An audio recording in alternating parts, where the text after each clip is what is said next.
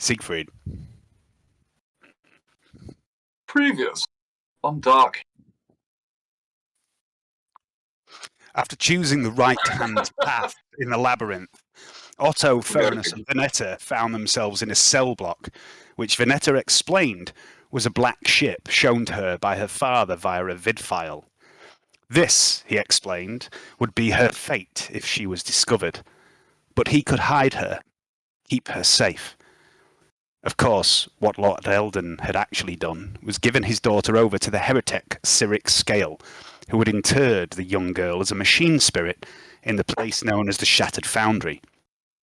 Alyssa was angry about this, claiming she knew now that she could have served the Emperor like others of her kind, people like Mesmeron and Trantia.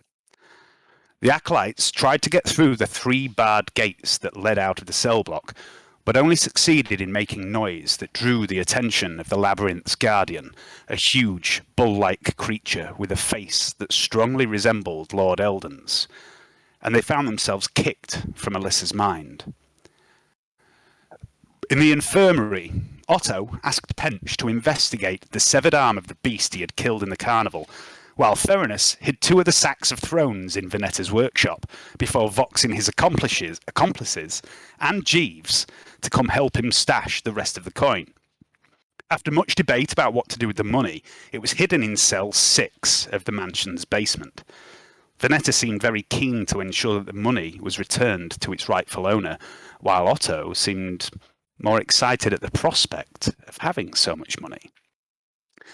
After sharing a few drinks, discussing further what to do with the money, Ferinus requested some new armour from Veneta, and after being presented with a number of options, settled for a poncho-style garment made from the remains of a techno-weave robe taken from one of Somnus Halbrell's minions. Veneta completed the design for Sally Mark II.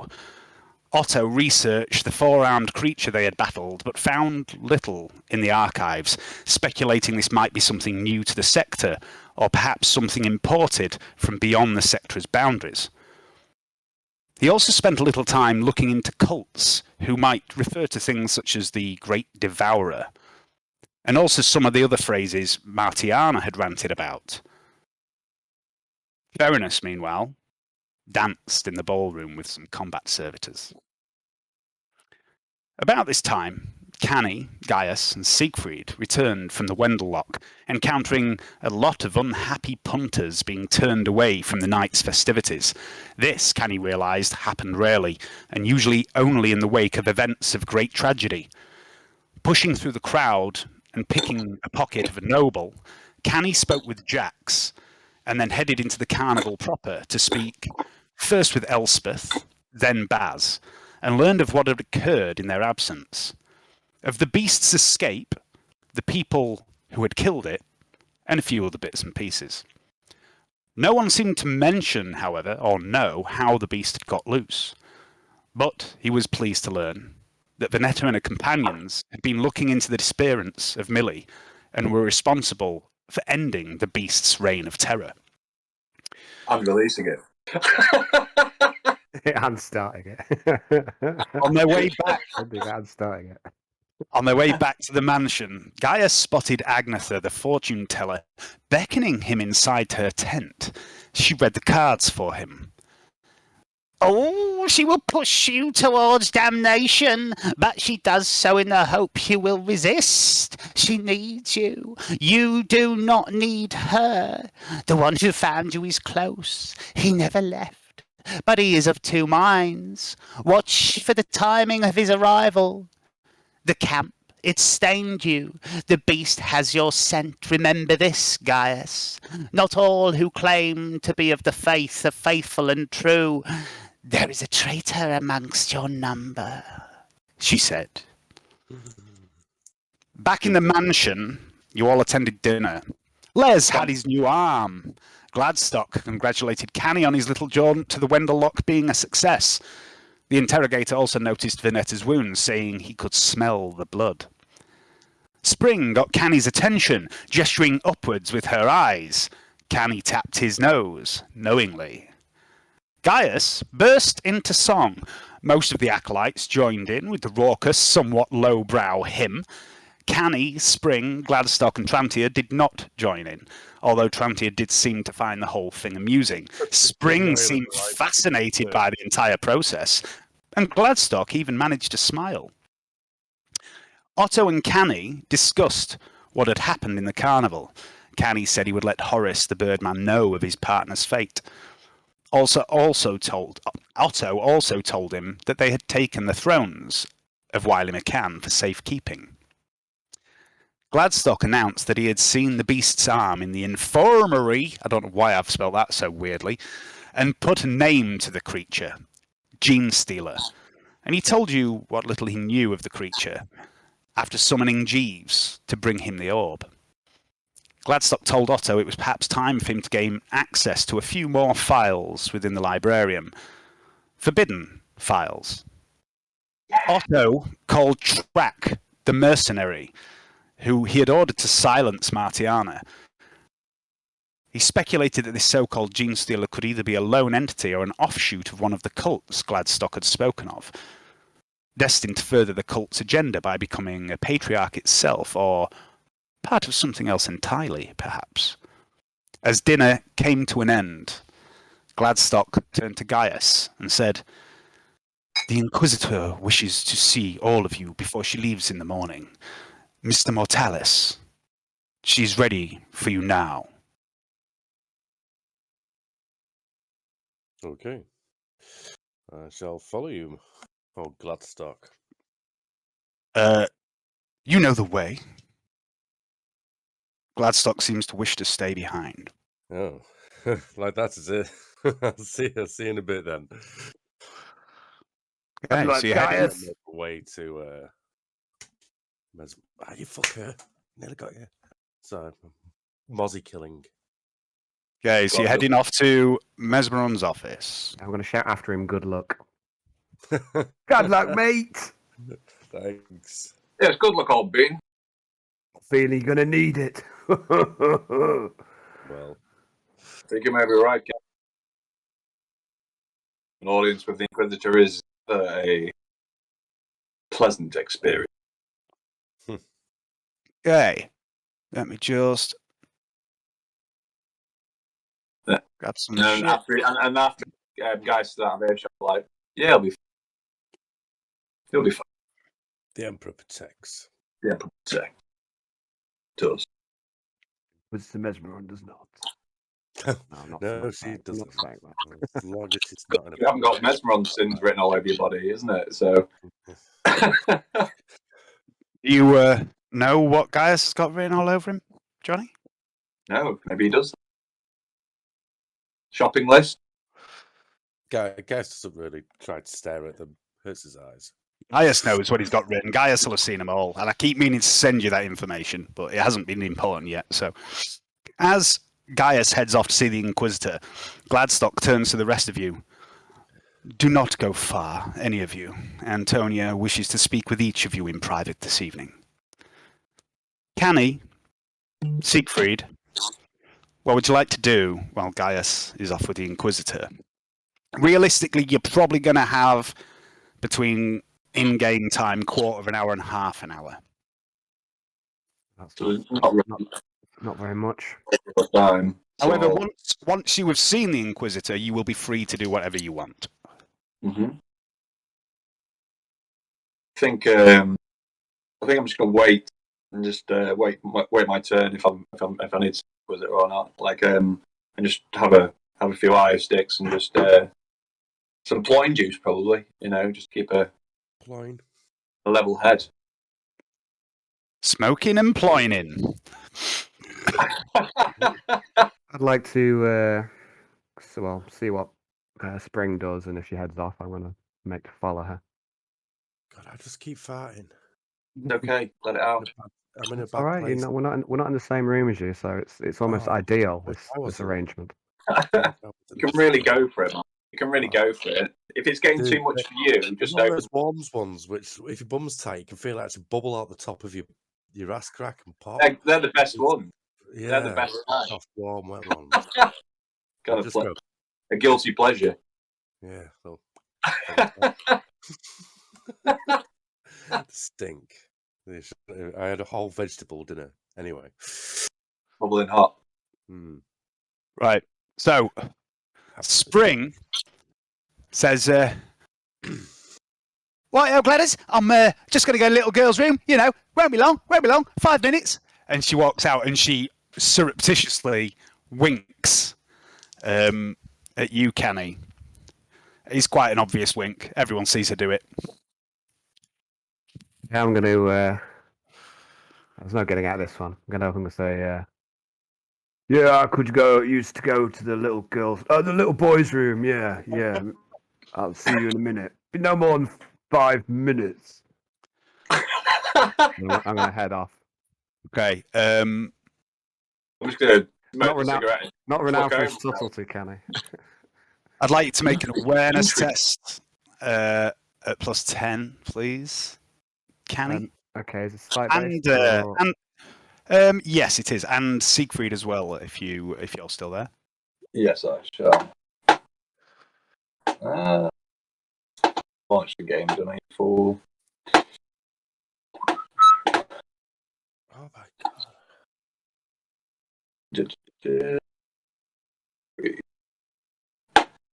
Sorry. Awareness.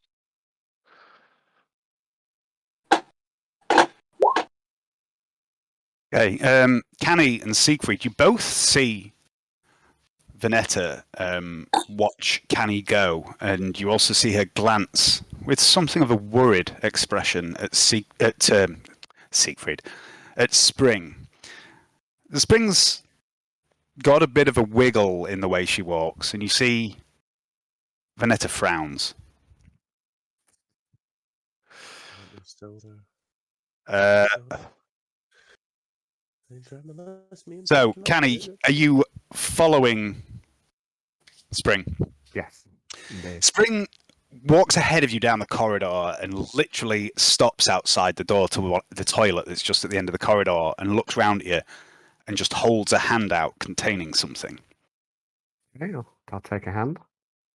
Okay, she says, "Sorry, mate. Couldn't really get no phones tonight, what with the carnival being all shut down and all that, you know." But anyway, I did manage to get you this.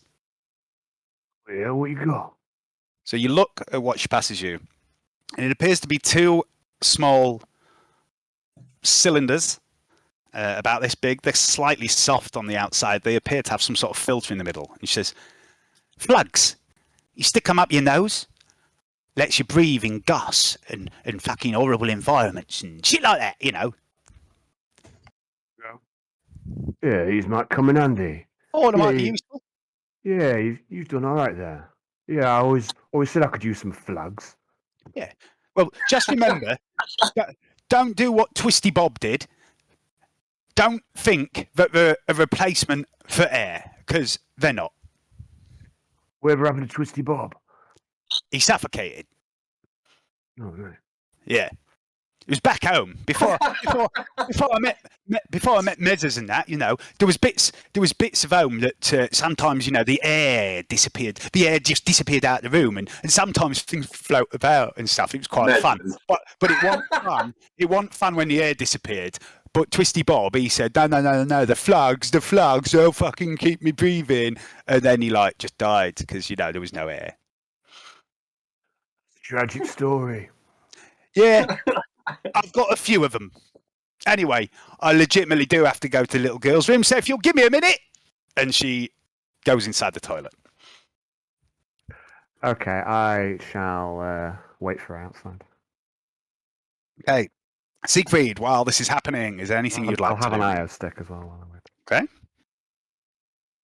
Okay. I'm going to get the... I haven't got some. However, take a bit of time to, I don't know, switch my sword, the sword about a bit. You're going to do what, sorry? I'm just going to stand up and start just swishing the sword around a little bit. The fucking about with that with a blind, doing suspense. If you do want to talk to anyone, everyone except Canni, Spring, and Mesmeron and Gaius are in the dining room with you at the minute. if there's anyone you wanted to talk to or anything like that. Okay. Please. So how is everything? Just say that. Whilst swinging my sword about. Trantia pipes up first and says, "Much better, Lord von Morton, with the acquisition of my new organs." Dr. Pench says, "Yeah, they took well. You're a fit, healthy woman, my dear, and I have seen no sign of rejection as of yet." Titulos says, "Yeah, me and Lady Trantia will be back in the field in no time. You wait and see." That gladdens my heart. In his head, he's just thinking, more meat shield. Okay.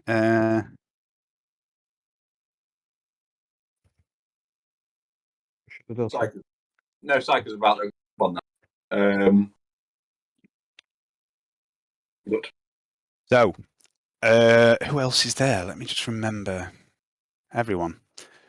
Let's remove a few people that aren't, so I stop getting confused about this, because this is going to start bugging my head any minute. So Canni's out of the room at the minute. Spring's out of the room at the minute. Gaius is out of the room at the minute.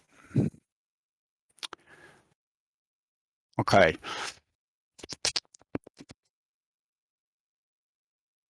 Dr. Pench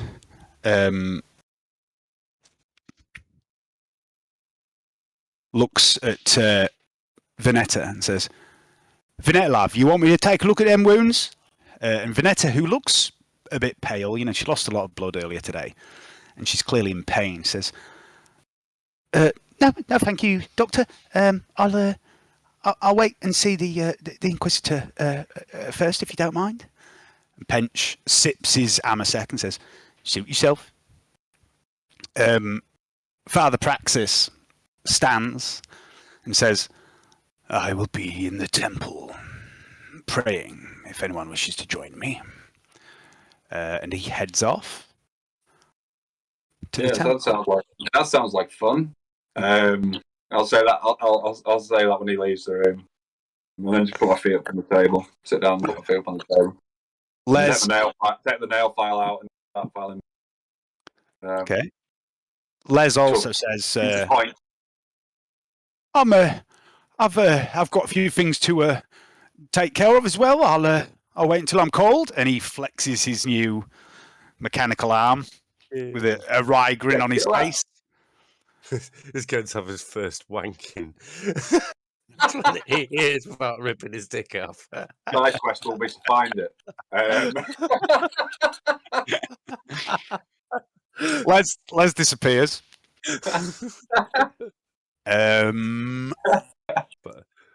Titulos shifts over, and Titulos and Theranos begin having a discussion. Theranos is telling Titulos how much fun it was shooting at the Gene Stealer with Venetta's plasma pistol. And he tries to get Venetta in the conversation as well, saying about it's a fucking hell of a weapon. Girls, we're lucky to have a weapon like that. Venetta sort of smiles a bit weakly, seems a bit meek around Theranos at the minute. Titulos tries to get Theranos to compare the beast to other things they've faced, to which Theranos says something along the lines of, "Well, you remember Britassia, the things there, and things that, he shot through and seemed to dodge real fast, like the shots went wide and all that." Titulos says, yeah, I remember them. And Theranos is like, "Yeah, like that, but a bit more solid when you actually finally hit it." Yeah, that's all that's going on there. At this point, Spring comes out of the toilet. You hear the toilet flush as she leaves, and she goes, "Whew, I'd give it a few minutes if I was you, Canni." By the throne, I wouldn't sit on that one. I like a girl who knows how to. I don't know. I don't even know where I'm going to go with this, so I'm just going to start. Other shit. I love a girl that knows how to crimp off a loaf. Have to sink out a bathroom. I'm going to Can't think, just burn it, pink. Have I had a chance to pick up my my gear and such, my weapons and stuff? We left them back here. I don't know if I've had a chance to pick them up. That you came straight to the dining room. Okay, so I think I'm going to head back to my my room. Okay.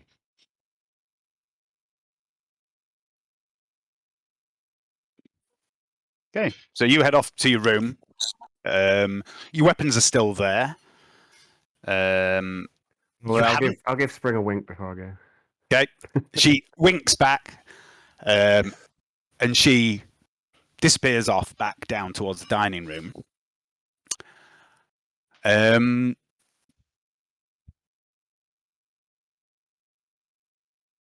come back to what the rest of you are doing.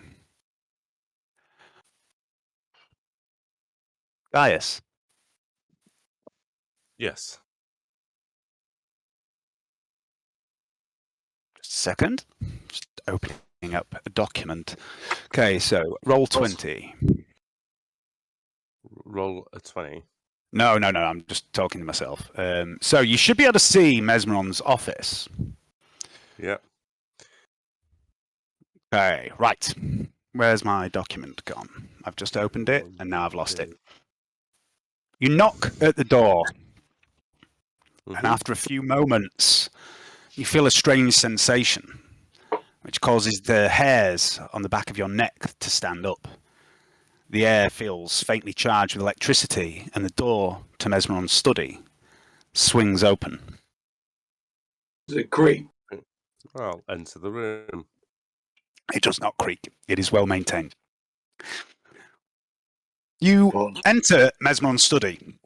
There are 3 plain wooden chairs before Mesmeron's desk, facing the ornate, oversized, throne-like chair behind this desk. And you've seen the Inquisitor sit here before. An adjoining door to the room, which is no, that one. Yep, that one. That swings open ever so slightly, and you feel this crackle of electricity again. Inside the door, you see a well-appointed bedchamber, thick carpets, and a 4-poster bed. And you hear the voice of the Inquisitor call through from this room. And she says, "I'll be with you in a moment, Gaius. Please, make yourself at home." You can hear a pulse shower running somewhere in the Inquisitor's private chamber. And then the door to her bedroom swings shut. And I would like you to make an awareness test, please, at -10.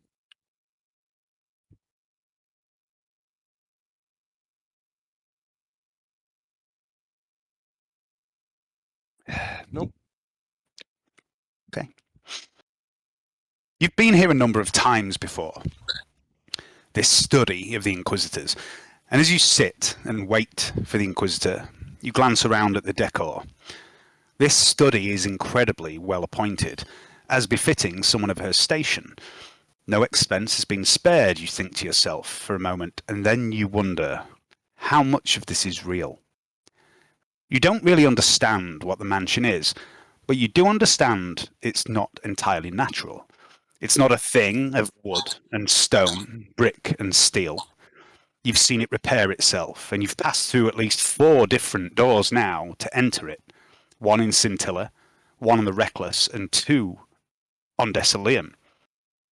Some of its features and furniture are indeed made of what they appear to be wood, steel, but others, wraithbone, you've heard it called. Whatever this mansion is, it feels wrong to you. But then there's a great deal here in this place that sits poorly with your pious attitude. Your faith, since the moment you arrived here, has been tested. The Inquisitor has been branded a radical and heretic by the Tricon Palace. She surrounds herself with wanted criminals, an alien-human hybrid. Throne knows what other secrets the rest of the Acolytes hide. And now, she seeks to infiltrate her way into the criminal underworld, the nobility, and the law enforcement of this wretched planet. And she hides her heretical Xenos-built home away in a foul carnival filled with mutants and freaks. Gaius, You alone survived the horrors of Camp 109 back on 47 Capella, untouched by the plagues and the madness that claimed every man, woman, and child on that war-ravaged world. The sisters that found you, clad in their whirring power armor and wielding bolt gun, flamer, and chainsword, they declared you a miracle when they found you there, kneeling in the mud in prayer, thanking the God Emperor for your deliverance. They brought you before Lystug, the man you saw smite the vast pestilent creature at the heart of it all, Col Hogarth the diseased. How, Lystug had asked, how is this possible? My faith, you replied. I prayed for deliverance. What was the demon called? Col Hogarth the diseased. So it's not Lystug backwards. No. Later, on the journey to Scintilla, Lystug spoke to you again. I have need of a man of faith, Gaius. You will be tested. He on Terra demands much from his subjects. Those with the greatest conviction, the strongest faith, find themselves tested the hardest. Dramar District. The corruption, the powerlessness, your desire to serve Lystug and the Emperor kept you inert, idle, watching, recording, and reporting as instructed, and your rage built. The impotence, the frustration, but you waited. You thought that was the test that Lystug had spoken of. You kept your faith. You remained pure on 47 Capella, and you continued to do so in Dramar District. When you had the power to act, you stuck to your orders. You did not strike out at the corrupt enforcements. You waited and waited. You followed your instructions. The tattoos beneath your armor, written in the blood of captured heretics, in the hand of Inquisitor Mesmeron, itch. The self-inflicted scars across your back burn. Pain, Gaius, is an old friend. Yeah, he's getting a bit of a chubby on. You used to pain. You glance down at your arm. Tattooed onto it. You glance down at your arm, the very real-looking left arm. The readout on the hood of your bionic eye lights up and detects the power source of the arm, revealing a faint network of wires and cables across your arm beneath the skin. Yes, you are very used to pain, Gaius Mortalis. You thought that Dramar was the test until Mesmeron brought you here, to this place, to Desalium, and she marked your flesh, surrounded you with sinners, and threw you into the fire against Speyer. A man of lesser faith would have broken Gaius, but you. Last night, Lystug appeared once more before you. He told you you were right where he wanted you. Your test has only just begun, Gaius Mortalis, last pure man of Camp 109, he said. And you asked him there, in your room, in the dead of night, is Mesmeron a heretic? He had smiled. In the eyes of the ecclesiarchy and the holy ordos, undoubtedly. But that does not make her unuseful, nor does it make her disloyal. The world is not black and white, Gaius, merely shades of grey. Continue to serve her, obey her, watch her, until such time as I return and tell you otherwise. You glance around the room, this study where Mesmeron has left you waiting. The desk, like the rest of the furniture, is an exotic dark wood. An open book lays upon it, with a quill and a pot of ink besides it. Either side of her desk stands a suit of armour. One, jet black, huge, overlapping plates of ceramite and plasteel. The Inquisitor's imposing suit of tactical dreadnought or Terminator armour. The other suit, power armour, somewhat less bulky in appearance but no less ornate, finished in a shining silver, with a thick, heavy-looking hooded robe of black and red fabric draped across it. It gives it a somewhat regal appearance. The shoulders and chest plate and much of the upper leg sections are obscured by this robe. A weapon rack stands at one side of the room, upon which hangs the sword you have seen Mesmeron wield. 2 bolt pistols and a huge warhammer hangs there too. The window behind the desk displays a scene of spires of some vast hive city that you think you've perhaps never seen before. And it looks strangely serene, calm, and very real. But you know, of course, that it is not. It is a projection. The pulse shower still runs. You can hear it through the door. What would you like to do while you wait, Gaius? Oh my goodness. I said make myself at home. I'm not going to start reading the notes, but I'm going to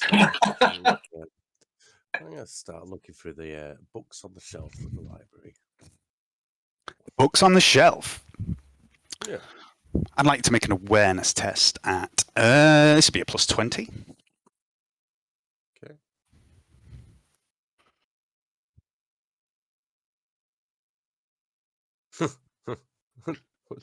What books? There are no books. No. You do see the books, obviously. The books are books on history of the Calexis sector and the wider Imperium. There's books about St. Drusus. There's books about the Angevin Crusade. There's books that are written by names you're not familiar with, but they're all Inquisitors, you know. Such and such, a story of Inquisitor such and such. But none of these names ring a bell. It seems like Mesmeron's got quite a wide array of choice, as long as all you want to read about is how great the Imperium is. All right, okay. Is there any holy books around here? I can, like St. Drusus, obviously. Yeah, I mean, there's a few books about Drusus. Some of them are more about his military exploits. Basically, Drusus took over from the Angevin Crusade at some point. A lot of the books there are sort of historical accounts of that, but there are a few as well that touch on the subject of what he became later when he became Saint Drusus, when he became canonized. Go for them. Okay. So you're going to pick one up? Pick one up, sit on the red sofa, if it is in fact red and there. Yeah. And start to read this book. I think because I'm not going to invade on a personal space stuff, but she said make myself at home, so that's what I'm doing. Okie dokie. So, after a few minutes reading this book, the door opens to her room once more, and she steps through. She glances at the book you're reading, walks over to the bookshelf and picks up another one,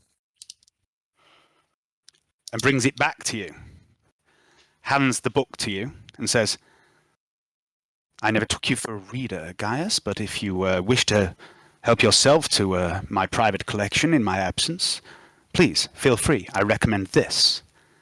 And she hands you another book, and I'll send you the title of that book at a later time. It is also a book about the more religious side of Drusus. I'm actually quite advanced in literacy. I'm on the Yep. second tick. So yes, I'll say thank you. I do like to read. Oh my god. Strength in mind is a weapon as well, of course. Inquisitor Mesmeron. Indeed. On that we can agree. She passes around her table and sits down behind the desk, and she just sits there for a moment studying you. And after about a minute or so, she says, Gaius, as you are aware, I have arranged for you to spend some time with Justicar Drummond and the Arbeits in Port Gaia. I have been pleased with your performance thus far, and I don't think it would hurt you to spend some time with a professional investigator of Drummond's experience. And you always wanted to be an Arbeit, did you not? Yes, yes, I did. I think it will suit me quite perfectly, to be honest. There should be plenty to keep you busy in this city. Heresy and wickedness are rife here, and not What? every minor heresy requires the full presence of the Inquisition. That is a job for the Arbeits. I'd like to make an intelligence test.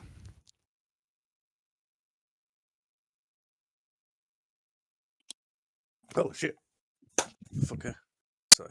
I'm trying to killed loads of mozzies tonight. Bastards. Heretics. Oh no. What did I do? Yeah. Messed it up. Obviously, They're the most heretical of all. Obviously, it goes without saying that your true loyalties during this time are to myself and the Malleus, and these should remain hidden from the other Arbeits unless absolutely necessary. Show deference to the Justicar, treat him as your superior, publicly at least.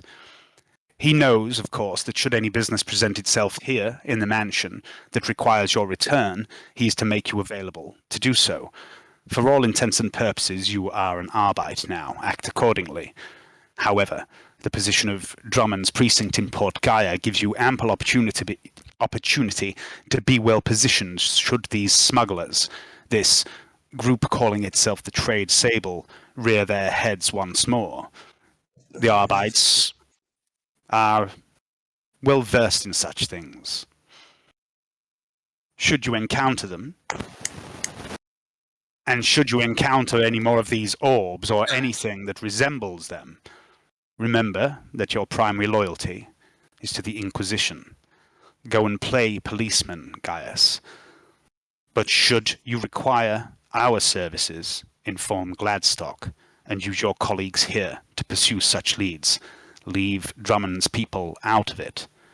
If you feel you cannot leave them out of it, Drummond can make arrangements for special investigators, your colleagues here, to be brought in. Calamir and Krasmark can help with creating sufficient identification if required. Understood? Yes, understood. Inquisitor. Drummond is keeping an ear to the ground regarding the missing black orb, or anything else he thinks may interest us, and he has orders to inform you and release you to continue serving here, should this occur. You can, of course, return here whenever you need. Gladstock has orders to recall you if any of your companions find anything of interest. Hopefully something will show up in the datasphere of the city and Venetta's algorithm will pick it up. Now, do you have any questions about your assignment, Gaius? No, find information about the Black Orbs and the Trade Sable. If I need to investigate it, contact my fellow men and do not get the Arbeits involved on inquisitorial business. Don't Good. speak about our time in the mansion or my affiliation with you. Only Drummond knows. Excellent. However, don't misunderstand, Gaius. If you feel you need to reveal your true identity, I am not forbidding you from doing so. Just be careful. Use your judgment. I think I can get by without saying anything about it. I'm sure you can, Gaius. She stands, walks over to the window and peers out of the spire. Out of the window at the spires of the city, her hands clasped behind her back. And I've just remembered, I forgot something. I had a special picture of Mesmeron all ready for this. Where is it? Bonk.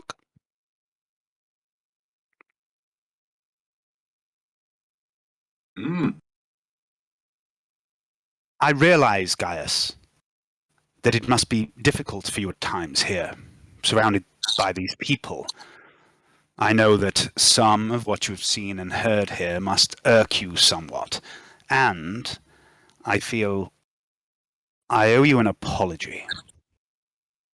Since your arrival here, you have served well and loyally. You have given much in your brief service. You have lost much. And she glances over, looks at your arm. She says, and if not for you, well, no, I'm going to start that again. And I was informed that you and Lord von Morton made great efforts to protect me from Jeeves when I was unconscious in the infirmary. Of course, I'm glad you failed, otherwise I might have remained asleep for some time, but that's not the point. Obviously, I don't know what's going inside a rogue servitor's mind. Who would have known? I commend you on how you reacted to that situation, Gaius, but I am glad you failed. I feel I have perhaps not been fair with you at times. I make no excuses, but please try to understand that things have been... She clears her throat and straightens, taking on a more businesslike tone. The office of the Inquisition is a complex one, Gaius. On one hand, we are protectors, holy warriors, charged with holding at bay the enemies of the Imperium, facing the heretic, the Xenos, and the demon head-on. We are expected to be unflinching, unafraid, and unbending. On the other hand, we are simply men and women. We are prone to being fallible, imperfect, and, at times, weak. While all who serve the Ordos must be strong of heart, faith, and have great courage and conviction in their task, the Ordo Malleus requires more. Courage is not enough. Faith is not enough. Will, Gaius. It is will that is required more than all else. The will to do what must be done. The people I have assembled here all have that will, Gaius. Of that I am certain, and you are no exception. I am not a naive woman, Gaius, and I know that my actions at times must seem questionable to you. The company I keep, the accusations levelled at me by those who sit in judgment in the Tricorn, and I understand you must feel conflicted at times. I'll admit I have made some bad decisions along the way. Raiding Pandora, Helaris Estate, and perhaps even coming here to Desilium. Of course, we know now that not all of that was of my own free will, and for that, I thank you for your continued loyalty during these trying times. But the enemies we face, Gaius, the true enemies we face, they are not of this world. The thing that called itself Spare, the beast that Trantia somehow pulled from the warp and into my home, the creatures you saw on Capella, these are the entities we must face and defeat if we are to prove ourselves as worthy of his service and his I love. feel like I've had a lot more experience than most, actually, to be honest. Most of my life growing up around this sort of thing. This Doesn't is phase me, but you have to be strong in your faith. This is why you were chosen, Gaius. This is why I believe Lystug chose you. And this is why I took you when I saw the opportunity. None can understand the choices we of the Malleus must make, in order to protect what we hold dear. And you see her face softens for a moment, as does her voice. And she looks down towards her desk as she continues to speak. I asked you here for another reason, Gaius, beyond simply telling you what I expect of you. I have never found it difficult to make the hard decisions. I will admit that at times those decisions and my judgment and actions have perhaps been untempered. I have become so used to doing what I must that I have forgotten to ask myself if I should. There was once a man in my entourage who I would speak with during times like these, times when my path was clouded, when things seemed bleak. His name was Mavos. He was a bit like you, brave, loyal, pious to a fault.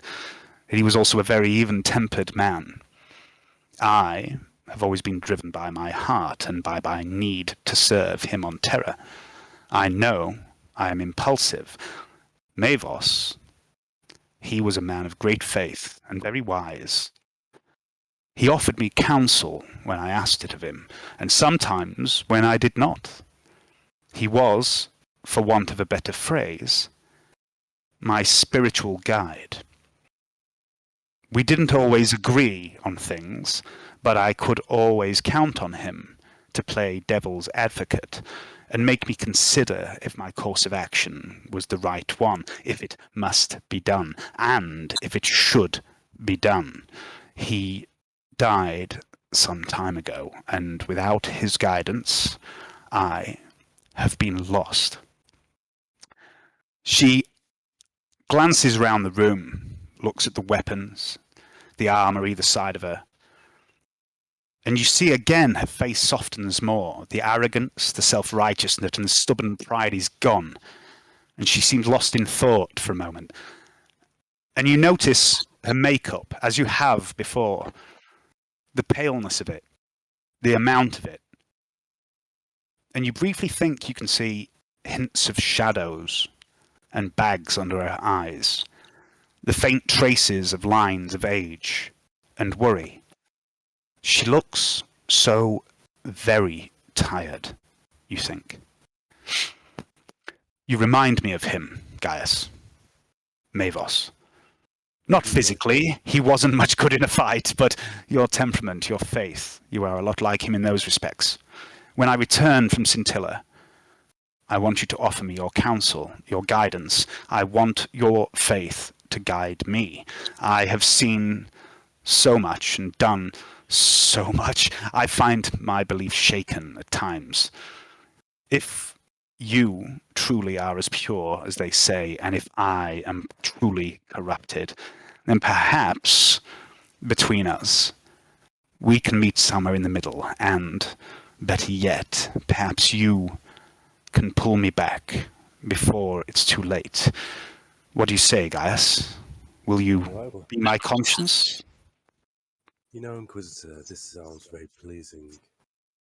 Yes, I would be greatly honoured to help you. If you in your time of need, I'll be in here and I'll offer counsel. By the Emperor's name.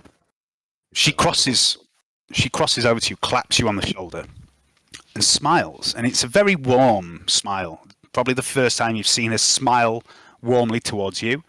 Slightly lopsided. She says, "Thank you, Gaius." Gaius is going to smile for the first time. all of them. And Okay. he's going to push one out, but he doesn't normally smile. If you notice, Gaius is never smiling. He's just going to go, thanks. And it's horrifying. Because, like, Mesmeron springs back. no, he's trying to be sincere, but he finds it really hard to smile around people. Still horrifying. Yeah. The smile quickly drops. She sits back down in a chair, thrusts her chin up, clears her throat. The moment of vulnerability is gone, and she's all business again, like that. The chink in her armor you just saw, was it self-doubt? Fear? Loneliness, perhaps? Self-doubt and loneliness, by the sounds of it. Whatever it is, it's gone now, and she retains her usual lofty manner and says, "Go, serve Drummond. For now, you can learn much from him. The Arbites are well equipped and trained to deal with what they will face. Keep your eyes peeled for anything beyond their capabilities, and look to your friends, your companions here in the mansion in those times. When I return, I wish you to be by my side, to steer me, to keep me straight, and watch for signs that my decisions may be clouded again. And in return for this, Gaius, I will teach you all I can about being an agent of the Malleus. Deal? And I'll stand up and stick my hand out, my real hand, for a shake. Good deal.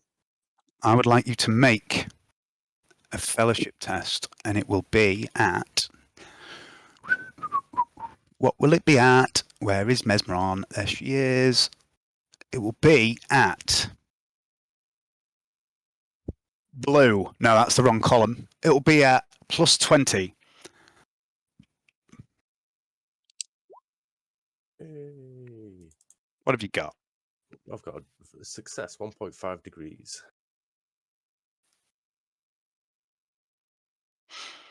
She reaches across the table and she takes your hand and shakes it. Then I'll say the Emperor protects, make the sign of Aquila, and then leave. And she returns it. She says, now, before you go, Gaius, is there anything you wish to ask of me? I do not, actually, Mesmeron. I feel like everything's in order. I've got everything I want. I've got everything I need. You've made the mission perfectly clear. And that is all what is needed to continue my journey.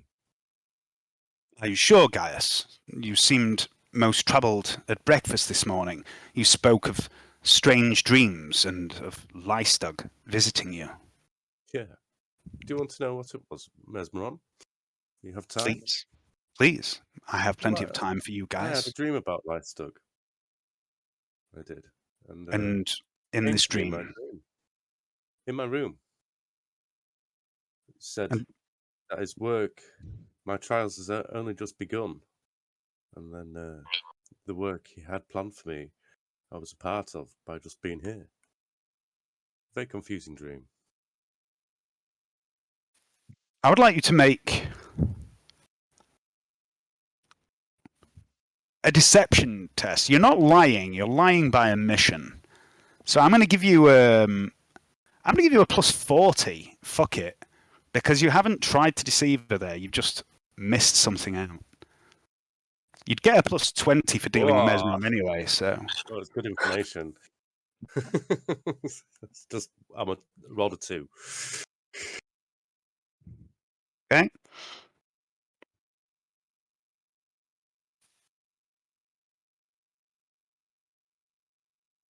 Okay. Says, yes, Lystug, the man who does not exist. She gives you the slightly lopsided smile. I peered into your mind before, Gaius, and I saw the moment you were freed on 47 Capella. And I see no Inquisitor Lystug. It is not the absence of a memory I see, but rather a masking of his countenance. It is obscured. Someone or something is blocking the image of him from me. The question I would like an answer to is not just who is responsible and why this is occurring, but also to which one of us is this happening? Is it me that cannot see his face, or you who cannot show it? Is his face blocked from all? Are we to Have I got believe? some memory of what it looks like? Yeah. I'll just say I know his face. Mesmeron, I know what he looks like. Describe him to me. You described his shiny armor. Yeah, so he's got he's quite an elderly man. He's bald. He's quite chubby in his face. He's liver spotted on his head. His nose is very red, and Ben, it looks like he's fucking ancient. He hasn't got many teeth left. He's quite heavily jowled as well. And he often seems to be unshaven with a bit of grey stubble. But other than that, all you've seen of him is this silver power armor that you've seen him wear. And then I will share that liver-spotted, pale old man complexion with her. Okay. I will. I'll share that information back to her. So this is what I've seen. It does not ring a bell. But then again, He was ancient. can I trust my own memory? Who knows? I will keep an eye out. I will peruse the archives. I don't. You, as you've seen through my memories, I'm obviously not lying. But this, who have seen, maybe someone else completely. Who knows? I have searched and searched for Lystag since before we met, when I discovered the file bearing your name, and I have found no mention of him in the records of the Tricorn, nor in those of the inquisitorial offices of the nearby Ixaniad and Scarus sectors. Admittedly, they could be decades out of date for all I know. This Lystag is either someone posing under a pseudonym, an inquisitor from a different sector, or he is not an inquisitor at all, or he is exactly who he says he is, and his records in the Tricorn have been removed. With the a block to the mental image to you, Mesmeron, that suggests to me that there must be some magic or how do you call it? I don't know. You will have Warcraft. Heresy. something like that, yes. Maybe Warcraft involved. Maybe that's the reason why you can't penetrate it if it's not by normal means. For I know you are quite powerful in your craft. I have had the same thought. We already know my memory has been altered. Perhaps there is more yet to be uncovered. We don't all want to find out that wake up one day and realise we're all someone else's puppet, do we? No, No, a bit Gaius. like That would be terrible. It seems a number of other residents here in the mansion have had similar, or rather, strange dreams lately.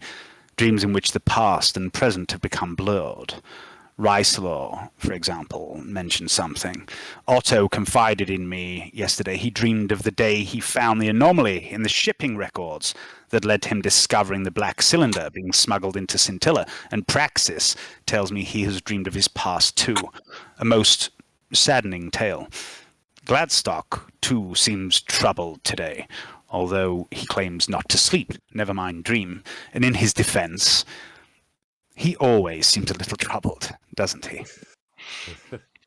He's got a lot to worry about, that man. Indeed he has. Indeed he I feel has. sorry for him. When he doesn't have that black orb, he's just not trying to keep it together, isn't he?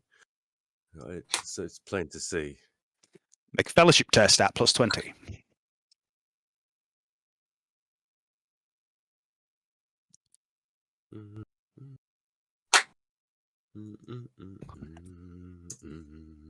Oh, What you got? 0.9 failure. Yes. I have warned him about the orb. We know little about it. I understand his desire to appear as he once did, but without some research into it, I fear his prolonged use of it may not be for the best. But I do have a plan. I have put steps in place to limit his use of the orb, so to speak. Just a thought, because we think of this as Xenos technology, and it affects Gladstock himself. Maybe it's his race which came up with it. Sorry, say again, you broke up there. Say, this is Xenos technology with the black orb.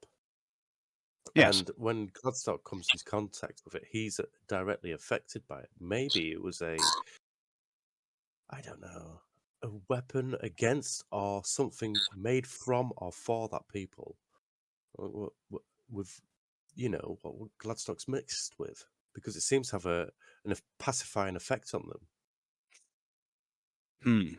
You could have a point, Gaius. We know very little of the Slough, besides what we've learned from the one within Gladstock. We have only one example of their technology. We have never seen a vessel, nor found a city or civilization of any kind. They tend to operate in small numbers. There tends to be very little remains when they are put down. It's possible. It's possible. So it's only speculation. It's just things which have gone through my head when I've thought about things. I know No, I'm no scientist. it's good. It's a good point, Gaius. If you can find anything about the Slough in my absence, or if anyone can, then yes, it's definitely worth. It's definitely worth looking into. I'll put it to Otto because he's a whiz. Excellent. Now, unless there's anything you. else, Gaius, that will be all. I must. Sorry? I'll take my leave. Thank you, Inquisitor. Would you send Rysalor to me, please? Yes, I will.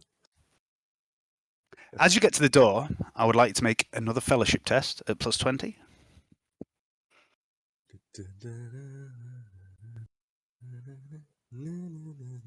Gaius loves you. No, he doesn't. And off you go.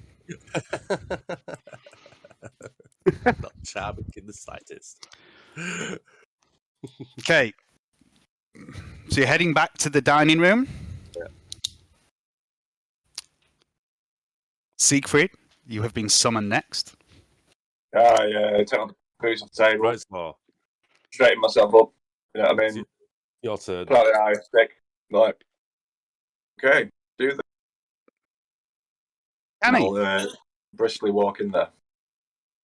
up in your room, you've got your weapons, Canni. Okay. Anything else you'd like to do while you wait your turn? I just want to just get back all the various bits and bobs which I'd left here. So just get all my gear back and my armor, put my armor on. Yep. And yeah, I might just try and catch a nap while I wait to be summoned.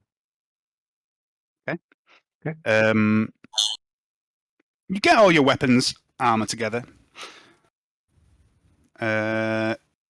Gaius, as you enter the dining room and send Siegfried, you head off down the corridor. Venetta leaves the dining room at about the same time as you, Siegfried, but she takes a different path. You head upstairs to Mesmeron's office. She heads off down the corridor. Gaius, Yes. I'm going to deal with Canni. If you want to have a think about what you're doing while I deal with Siegfried, now's the time to be thinking about it. Canni, I have a file here that I must find before we proceed. Where is it? Canni is called something like Canni's legs get blown off or something. Come attract servitor. There we go. I found it. The arms race continues. It's not called that at all. It's called Canni Reward 30. You're getting the rest of your gear together, and you hear a Canni, are you there? Is that you, Venetta? Yeah, it's me. You're breaking up a bit there, Venetta. Sorry, I'm down in the workshop. There's a lot of metal and shit down here, you know, in the fizz. Have you got a minute? Yeah, I was going to have a nap, but no, I can come and see you. Yeah, I'll come and see you. Yeah, I don't need a nap anyway. It won't take long. I've finished something for you. Oh, yeah? Yeah. Pop down. Okay. I will do. Okay. Gaius, what would you like to be doing while all this other shit's going on? Oh dear. Right, am I equipped with everything I've got normally? You didn't have any weapons on you because you didn't take any to the Wendell Lock, but you can get them if you want. I don't think I need them. I'm going to go to Les's, unless I need to stop and get an IO stick and some beer from somewhere. I'll do that on the way. Okay. Find some. I mean, as far as I know, you had your IO sticks on you and that anyway. It was only your alright. weapons you didn't take, wasn't it? Yeah, well, I'll go down to see Les because he's got the busted up part of my shotgun, hasn't he? He has, yeah. He's been working on your shotgun for a I while. want to go talk to him about his getting a new arm. Okie dokie. He'll be well chuffed, won't he? So you're heading to Leslie's armory. You know, he's my favourite guy. Shotgun, yeah. You always have a little visit with him. Let me just check something. Where is that? I thought I was going to get bloodletted. I was getting quite upset. I was more worried for Les than I was my own character, really. I was like, oh, fuck no. I think Les isn't really a combat character, but he was all right. He's quite tough. He's not like brilliant in a fight, but he's quite solid. Yeah. Where is the shotgun? I just double check. Yeah, it's done. That's cool. Okay, Canni. You arrive down in the basement. I'm gonna just quickly breathe into my hands, brush my non-existent hair to one side. Just check everything's in order. And I'll stride in. Okay. With your body glove done up, or tied around your. I have a body glove. I don't wear a body glove, mate. I thought you had levers. Yeah. I wear a leather armor. I've got my metal. I've got a what's the word? Metal a donus. Yeah, it's like a metal chest plate that makes me look like I've got abs and stuff like that, rather than just a big pot belly. It makes you look like a sort of Greek god on the armor, but it also hides my massive pot belly, or hides it less and less these days. But so you're on about paunch. That's a good word as well. That's the right word. What is that word? Hides the paunch a little bit. Yeah, the belly plate. Yeah. Right, with what's incorporated with your belt. Paunch plate. Yeah. Now I'm wearing my my metal armor, which Veneta made for me. So. Okay. It's just fitting less and less well these days. Strange. As you enter the workshop, Veneta is adjusting her robe slightly and smoothing down her hair. She looks, as she turns, a bit dishevelled. Her robe is still ripped around the midsection. She looks like she's been through the wars a bit. Smudges of dirt on her face, scorch marks, tears in her robe from the claws, and she says, "Hi, Canni. Good to see you." Always a pleasure, Vanette. Always a pleasure. I'm so glad that you're all right. Really owe Otto one, don't I? Really owe that guy one. Saved your life. Saved the money. He's a good lad, that little twist back. Yeah. He surprised me, if I'm honest, Canni. He's quite brave when he wants to be, that little fella. But anyway, you were this way. I've got something for you. It's your armor. Yeah. It's ready. Part of me wants to shout out. Took you long enough, didn't it? But I'm not going to say that at all. It's only been a few days. No. It's been maybe months and months. How many sessions are we on? I'm just thinking I'm finally going to get out of primitive armor, and we're on session 37. 7. It's time to get out of the gang levers. So, I mean, you didn't join to session 15 or something. No, you're right. Yeah. Still, okay, so she points at this mannequin that she's got in the middle of the room, and on it is this fine mesh weave, and it looks like fuck all, but from experience of fighting these heretics that it might be real lightweight and there's not much to it, but it's good armor. And whereas it was once a robe, it now resembles more of a shirt. The quality of the mesh was exquisite when you took it from Somnus Halbrel, and Venetta's efforts to shorten it and widen it have in no way impacted the grade of this armour. It looks like new. But yeah, she's basically taken the leg section out of the robe and stitched it or welded it into the bulk of the body and the arms just so it fits you. He says, so what do you think? Yeah, this looks like some proper high-tech gear. This you've excelled yourself, Vanetta, as always. I'm gonna go and I'm gonna make a big show of looking it over and checking it, feeling the various bits and bobs of the armor and seeing what I think of it. Okay. As you're walking over to it, I'd like you to make an awareness test at +30.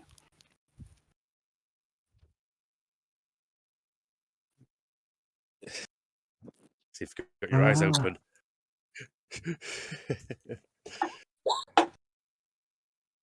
Yep.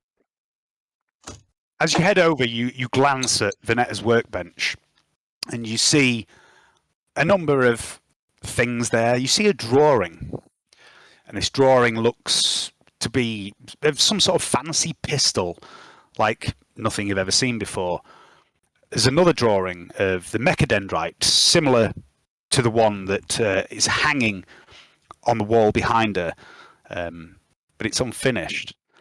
And there's a third drawing on the desk. It seems to be of a meat hook, although it looks a little different to the one you're used to seeing. And scattered on top of this drawing are a few fragments of metal that you recognise as pieces of Sally shattered in combat against Somnus Halbrel. Okay. I'm gonna make a note. I'm gonna make it obvious that I've seen this. Yeah. I'm gonna walk over to the workbench and pick up the schematic and have a look around and go, "Ooh, what's going on here then?" Well, it's something I've been working on after you broke your hook, because you see, I didn't break the hook. That heretic broke the hook. I would never break Sally. The heretic broke Sally. Yeah. My mistake. You see, the thing is, Canni, that hook of yours, Sally, it was all right, but it broke dead easy, didn't it? So I was thinking, how can I make a new one that don't break so easy? Because that Somnus guy's power mole, it like shattered right through it, right? So I thought about making a power hook, but then I realised you don't really know how to use one, and it would take fucking ages to make anyway, and you might hurt yourself with it, and I wouldn't want you to. So instead, what I've done is I got some fancy metal left over from another thing I was doing, and I'm going to rebuild the hook out of that and the original material, and it should stand up to a power mole the next time someone tries to hit you with one. And then I was like, it would be sweet if it was sharper, because you could like stab through armor with it. And that beast we fought in the carnival today, its claws were clipped, yeah. So I thought they must have been real dangerous once, because they fucked me right up. But I was like, yeah, they could be sharper. They should be sharper. They're sharp. They're dangerous. Sharp and dangerous is the same thing, right? So I took them and I tried sharpening one. And fucking hell, it was hard work, Canni. But look, I'd done it. And she reached into her pocket and she pulls out the claw of one of the beast's arms that Otto and her brought back. Just one claw. And she says, so basically what I'm thinking is, right, tempered alloy hook with a Xenos claw tip. And suddenly the nervousness drops from her voice. She says, that's what I'm getting at. You ain't got no objections to using a Xenos claw, right? No. What do you mean on general principle? Well, I mean, you know.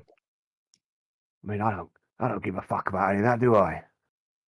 She smiles, puts it back into her pocket and says, I didn't think so. It'll take a few days, Canni, but I'll let you know when it's done. You're a real clever one, aren't you, Vanetta? She just grins and sort of, That's what I like about you. I sometimes get migraines when I try to think, and then everything goes black, and there's bright lights, and that hurts in my head. You should maybe see Dr. Pinch about that, get him to run a scan.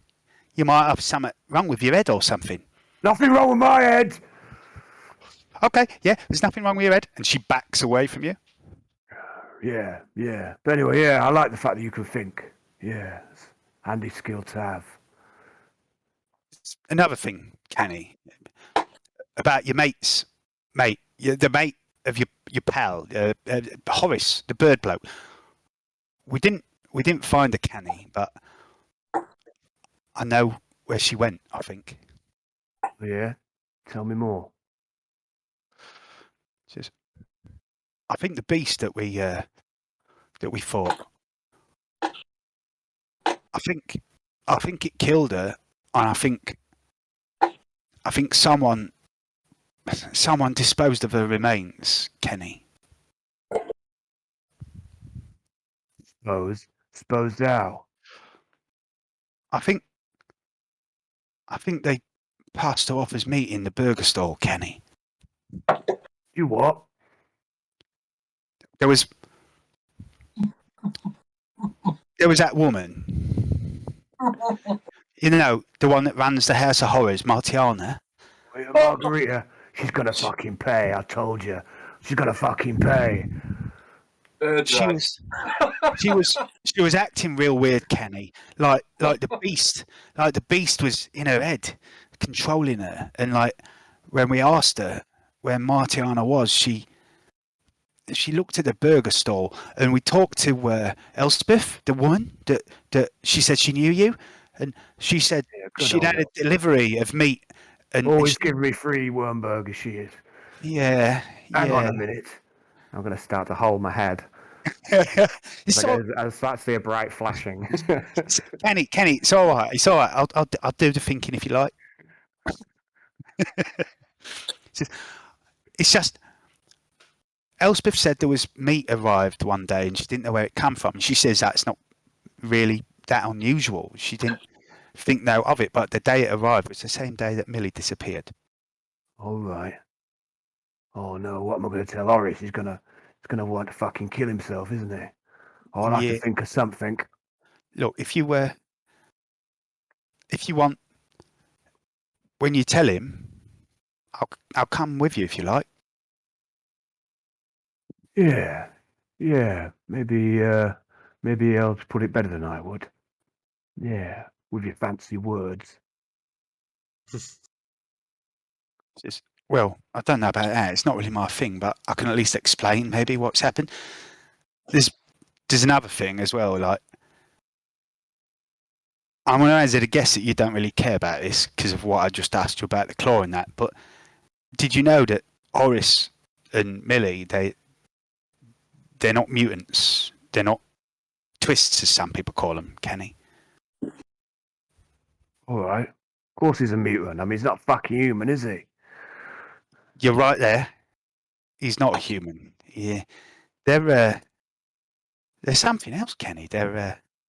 I mean, I'm not making no judgment, you know, but they're Xenos, Canni. There's aliens. There is.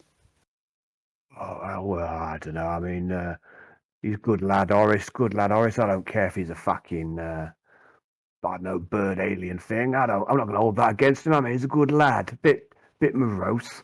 But yeah, as long as people pull the weight of the Canni, you know, we all look out for each other down there. I don't care about any of that. I mean, old Gladstock, he's a Xenos, isn't he? And he's not too bad. Well, yeah, you're technically right there, I suppose. Yeah. I just thought you should know. That was all, you know. Oh well, thanks for letting me know. But yeah, don't bother me. Right. Anyway, are you gonna try it on? Oh yeah. And I'll take off the primitive armor. What's this armor covered? You say is it arms and body? What your new new armor? Your new armor does cover your arms and body. Yes. Arms and body. Okay. So I shall take off the Adonis metal breastplate and my levers on the arms. As you are doing so, I would like you to make an awareness test. It will be at -10 because you are hampered by pulling this robe over your head. Okay, it's sight based. Yes. I know what this awareness test I is. know it is as well, but I don't make it. So. Okay. I don't see anything. You put the armor on. It is incredibly light. If it wasn't for the fact that you had attacked the man who once wore it, you would not believe that this would offer you any protection whatsoever. It's so thin, so light, you could easily hide it under other clothing, should you choose to, providing you could find some big enough. Giacomo. You now have a mesh jacket, for want of a better phrase, that covers your arms Oh, and your body. It's no longer primitive. woo! It's about a primitive armor. And it's Proud. Oh, not completely out of primitive armor, but we're getting there. I'm just going to check exactly what the armor is on it, because I think I know, but before I say it and get your hopes up, I'm going to open this spreadsheet that's going to open in 2 different places on 2 different screens for no reason whatsoever. And then I'm going to lose my mouse cursor, and then I'm going to do this. All right. It is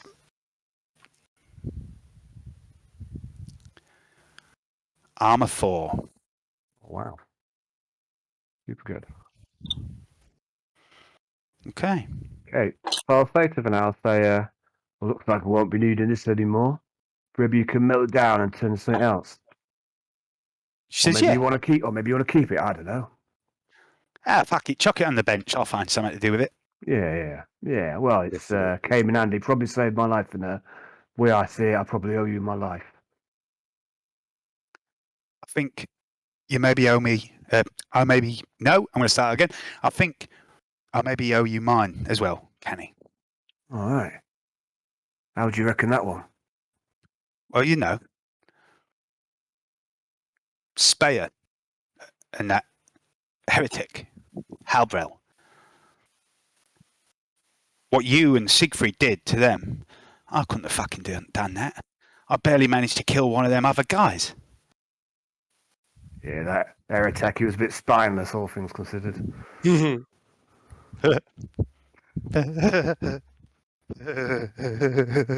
She just starts giggling uncontrollably. And then she points into the corner of the room where the heretic's spine is still hung from a peg.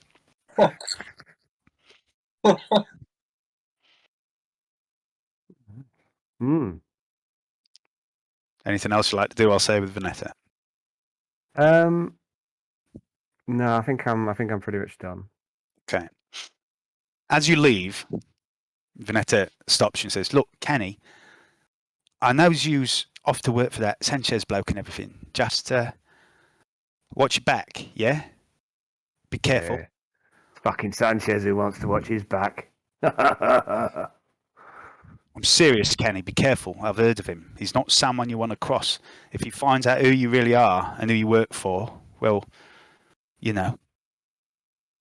Yeah, I appreciate having her, but don't you worry, I can look after myself.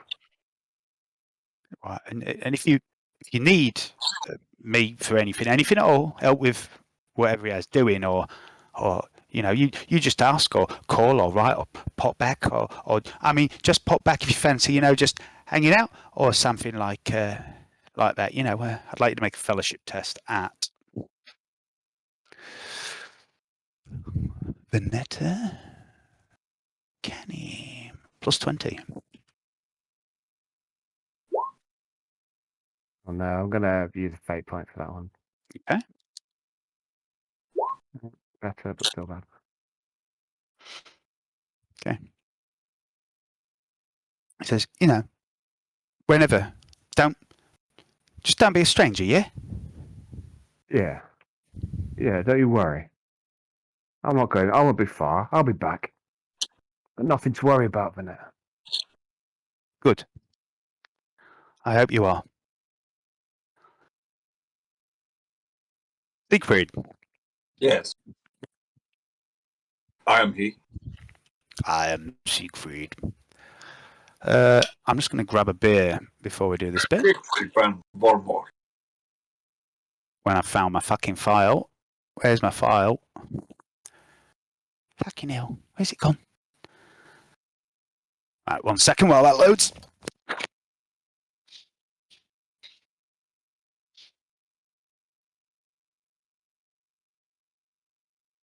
I thought he was going to ask her on a date then. You had the I don't know. opportunity there. I know I did. I've got like other plans. You're So playing hard it's to not get good. out, you. Hey. You're hard to get out, yeah. I don't know. Like I'm in two minds with kind of. Canni's only bothered about meat and murder. It's not just that. It's like there's some part of Alan who's not quite comfortable with sex scenes with. Dave. Look, mate, Got you've enough been of doing them it for going on. years. But seriously, on that, you know, Kenny's like doesn't want to tie himself down to any particular one of the NPCs. So, All right. his And options open, Dave, so. and Dave is very aware of that. Siegfried, you approach the door of Mesmeron's office. Going to dust myself down, make sure I'm looking presentable before I go in. Give myself a once over. And then just go dashing. And then I'll head in. You're just walking in, you're not knocking? Yeah. Cool. I'm going to see if I can stealth in really quietly. See if he Okay. knows. Give me a silent move roll. Creepily appear. I'm him as well. Amazing. Where's Mesmeron? There she is. Okay, bear with me. I've got another thing I open about. Come on, find it. There we go. Silent.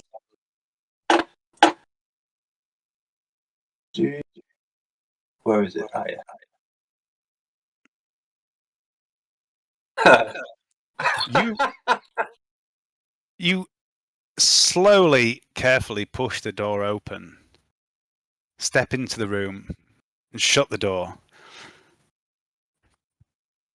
Mesmeron is sat writing in this book on her desk, and she hasn't seen you. What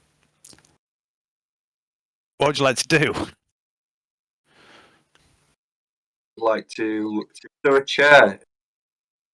Yeah, there's 3 chairs in front of her desk.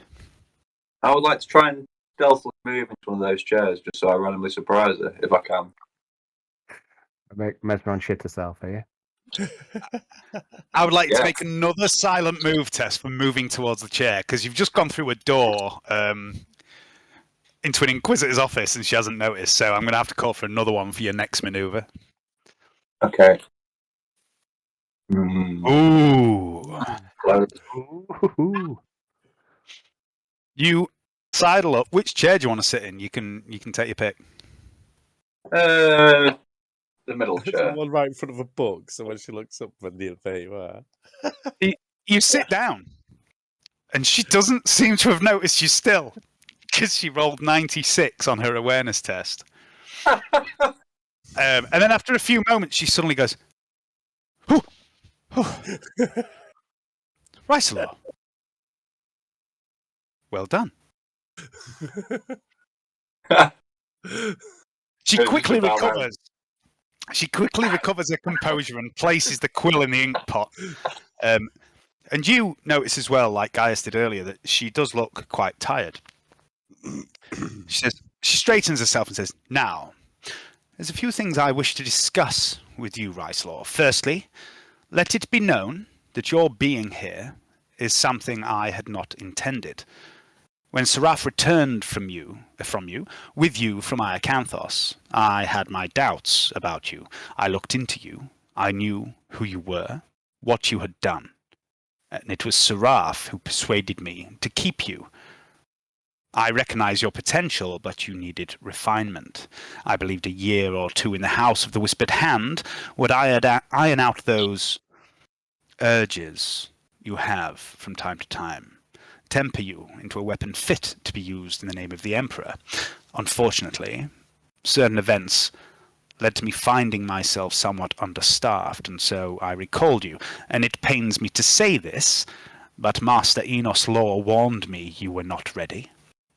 It seems he was correct. You have jeopardized our endeavors here more than once. The only reason you still live is because this is not entirely your fault. I must accept some of the blame, having dragged you from Master Law's tutelage before you were ready.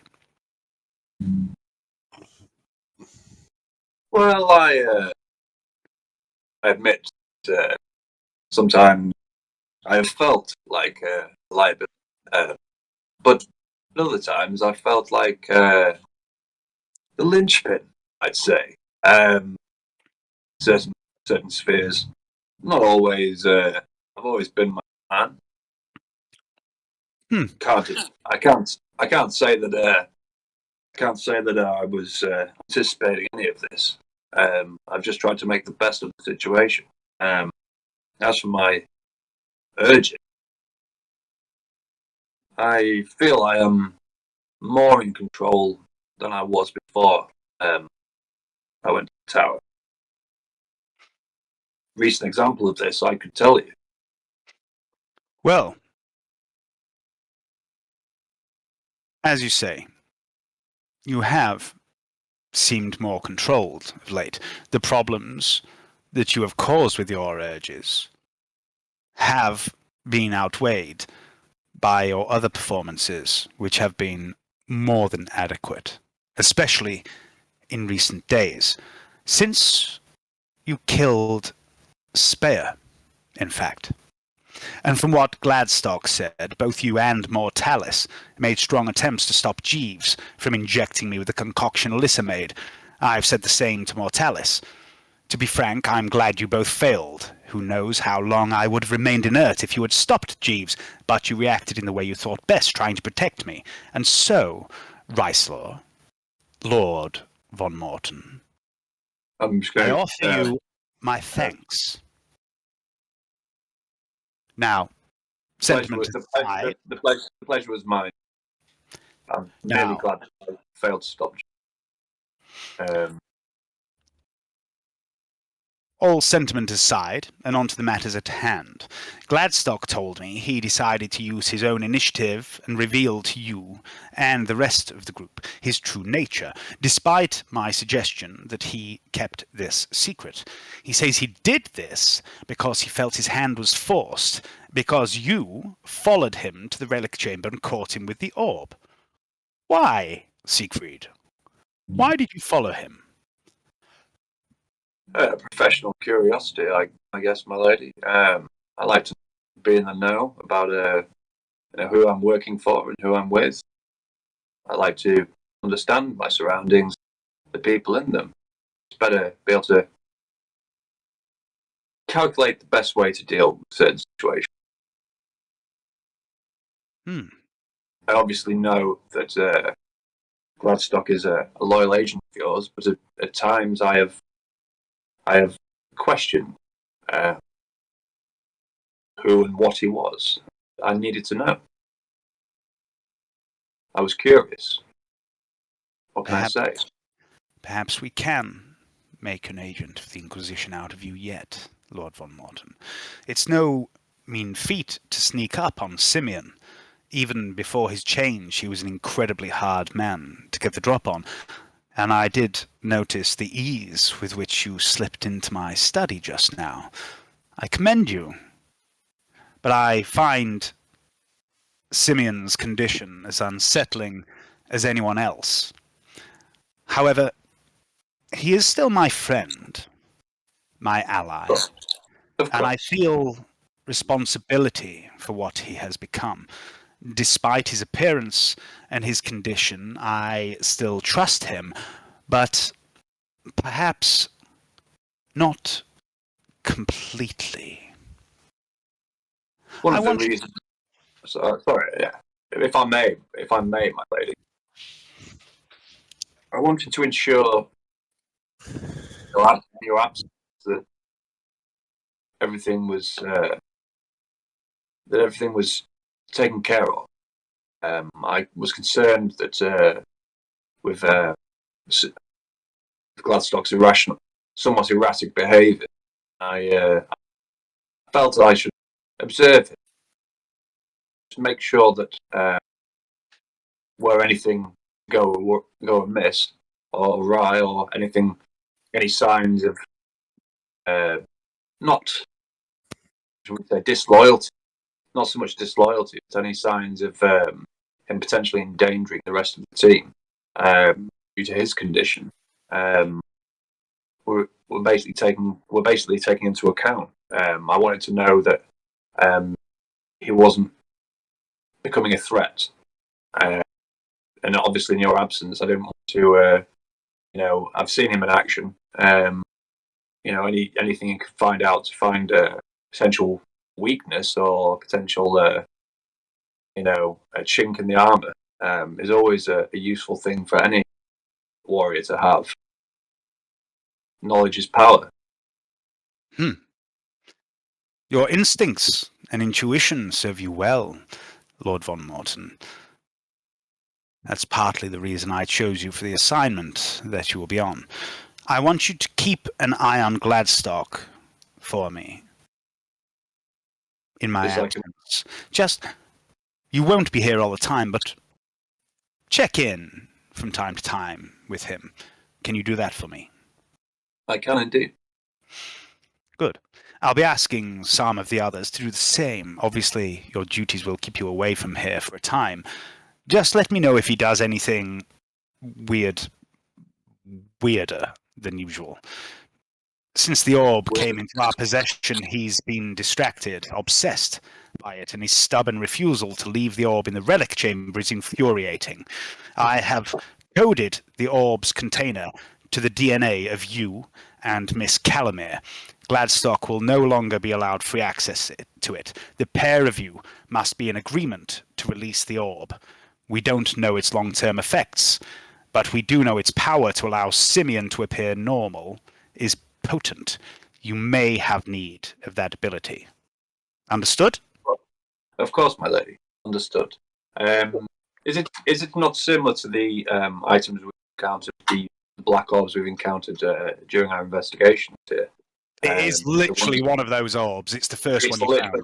It's literally one of those orbs. So it's like it's the first one you found on Lansgull Jan, who you brought back to the mansion. That's the thing. It's exactly the same.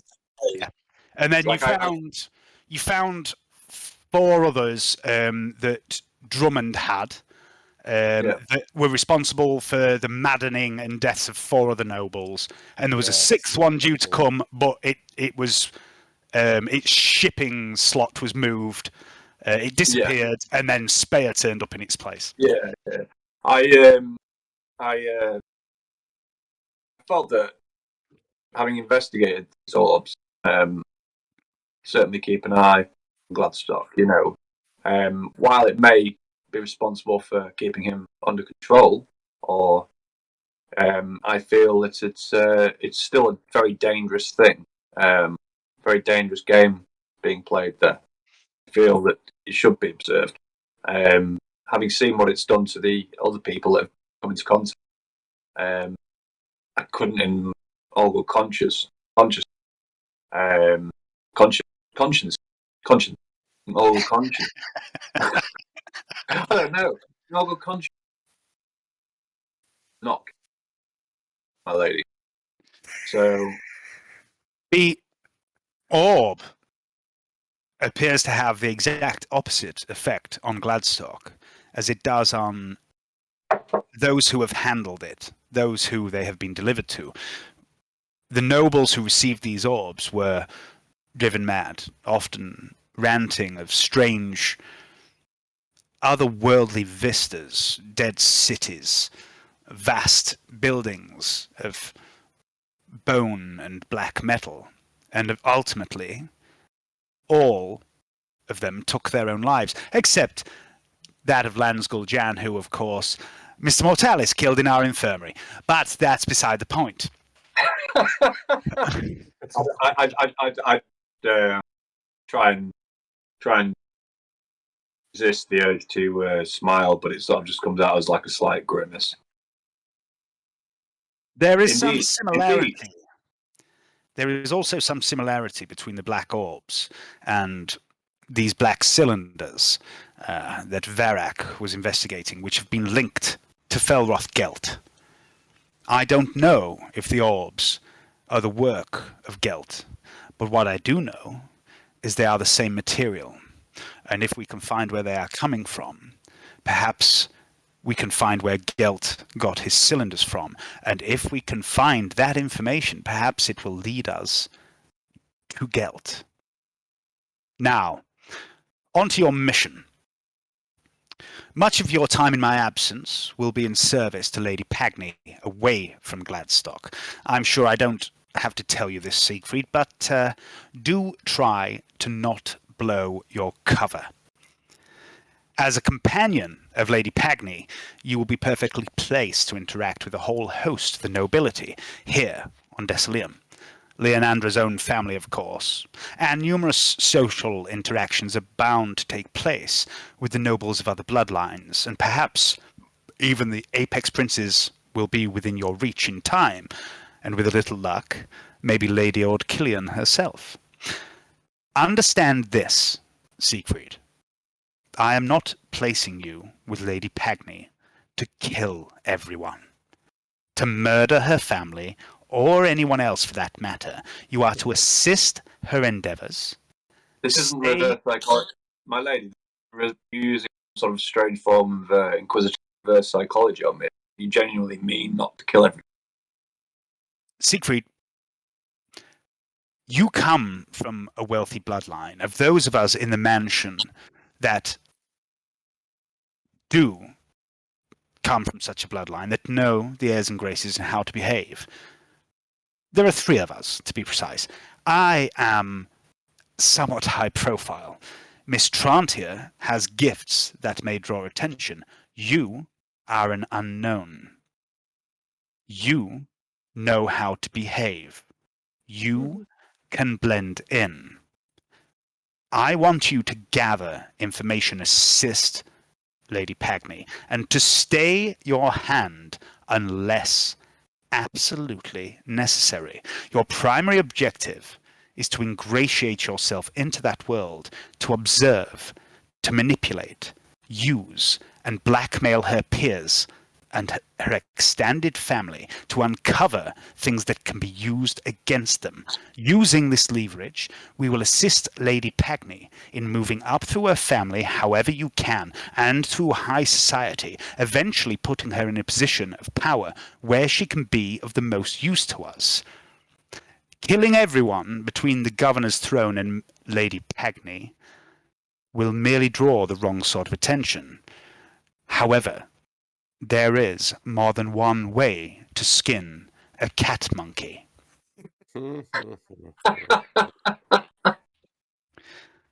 Character assassination, Siegfried. Character assassination. In circles such as these can be as deadly as a bolt round to the temple. These people all have secrets. These types of people have things to hide. I'm sure you're well aware of that. And I believe you have I don't know what you mean, my lady. I believe you have the gifts to find these things without being discovered in the process. Revealing these secrets, or threatening to reveal these secrets, gives you power over them. Power you and Leonandra can use to further her agenda.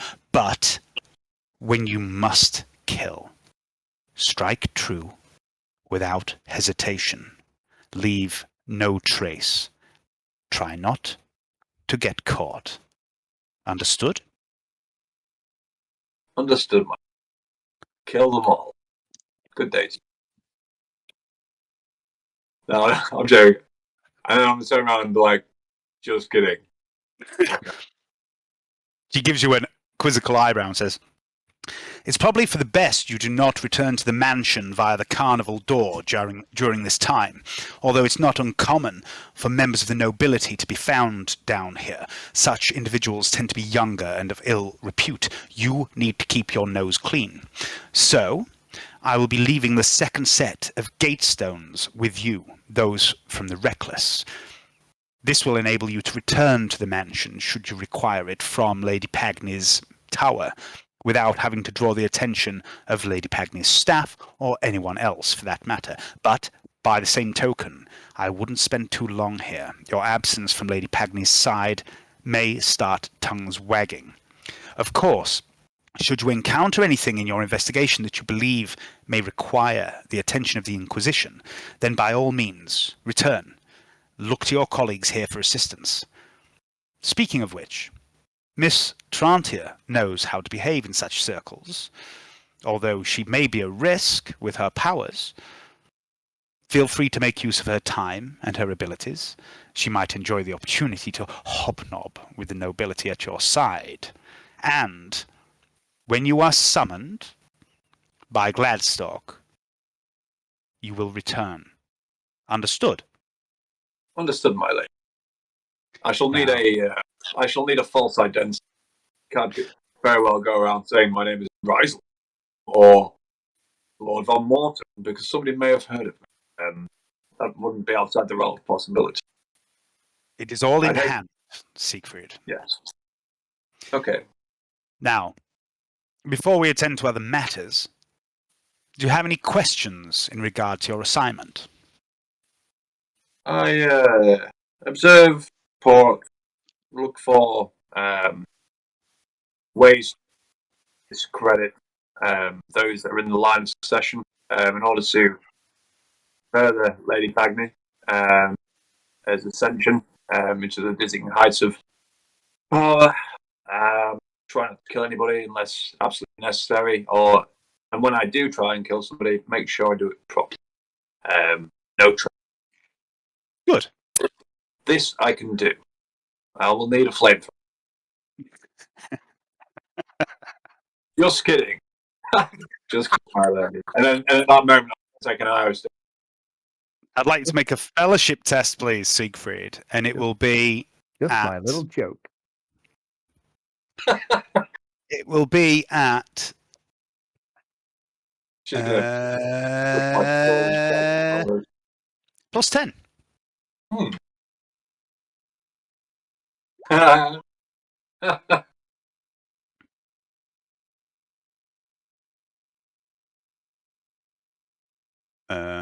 It's successful. She actually smiles. It seems like Mesmeron is not without a sense of humour. She says, right, before you go, there's a few other things I want to discuss with you. I understand, perhaps better than you, that sometimes your actions are or feel to not be your own. You have urges that you struggle to resist. I know exactly what you are, Siegfried, and to be frank, I have noticed your efforts of late to be more measured in your approach. Understand, if those urges do return, that I believe in the long term I can help you with them. There are techniques I can show you. However, I must depart and have not the time for such things. So, I wish to make you an offer in the interim to tide you over.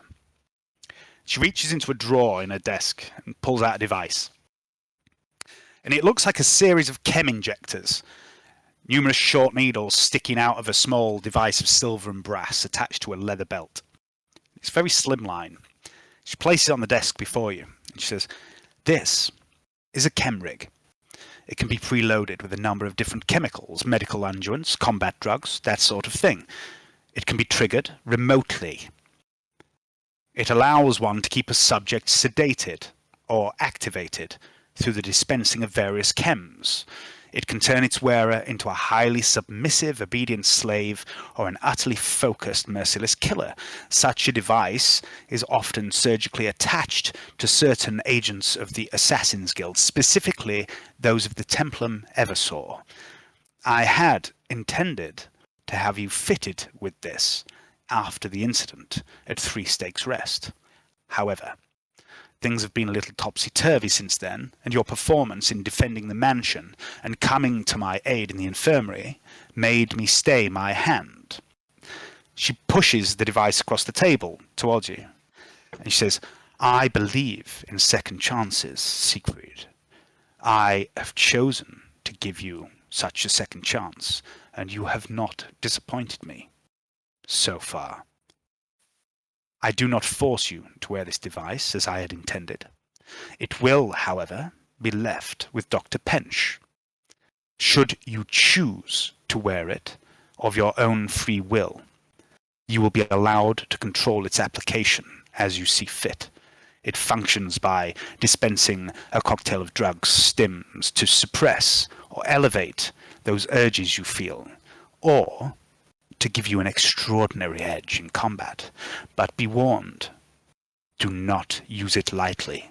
Frivolous use of such things can have long-term side effects. Of course. May I look at Of course. And she pushes it a little closer. I'll, She says, I'll stand up. I'll look at it and be like, there's a good belt.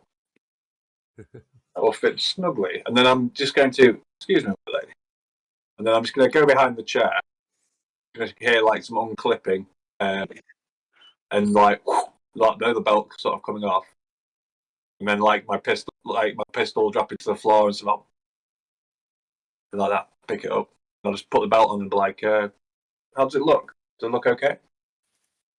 most prefer to wear it under the arm, Siegfried, kind of like a shoulder holster.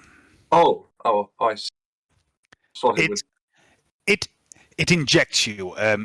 Having it hanging around your waist may lead to some unfortunate injection sites, is all I'm suggesting. Oh, right. Terribly sorry.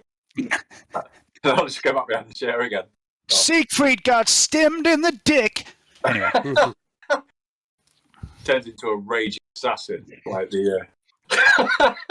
Accent ever saw. charging Basically, battle with like a raging boner, like, you know what I mean? It's basically- terrifying opponent. As you put it on, Taking people out with like, through the head. Okay, Like, so would it be like that? no. Okay.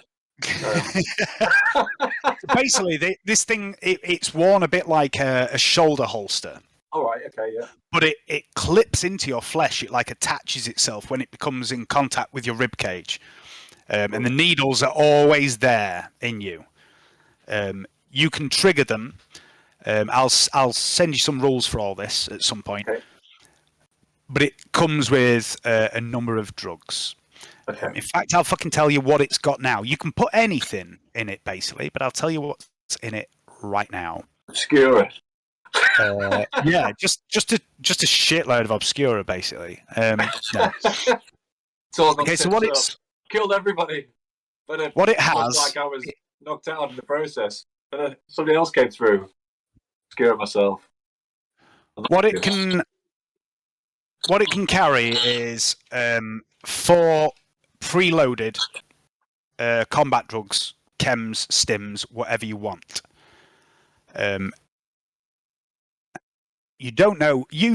Siegfried doesn't know what it currently has, but it can be fitted with anything.